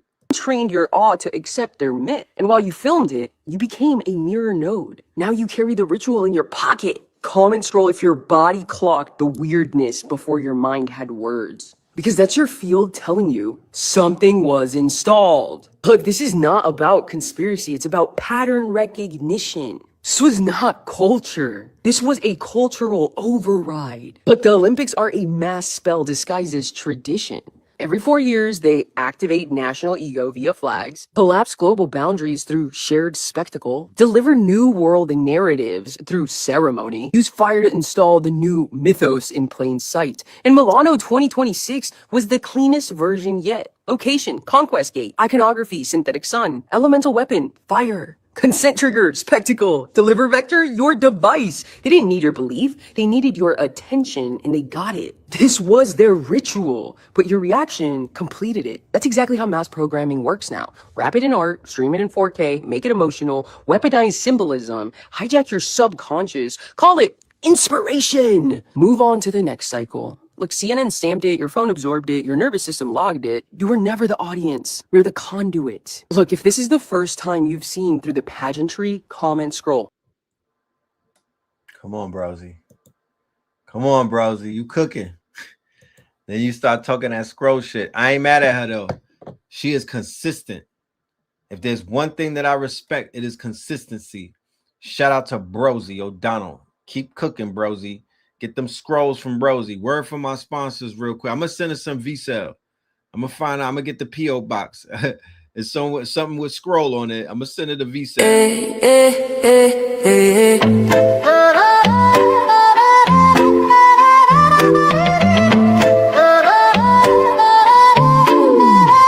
V-Cell in my cup, I'm feeling boss. 21 flavors powered by Simmons.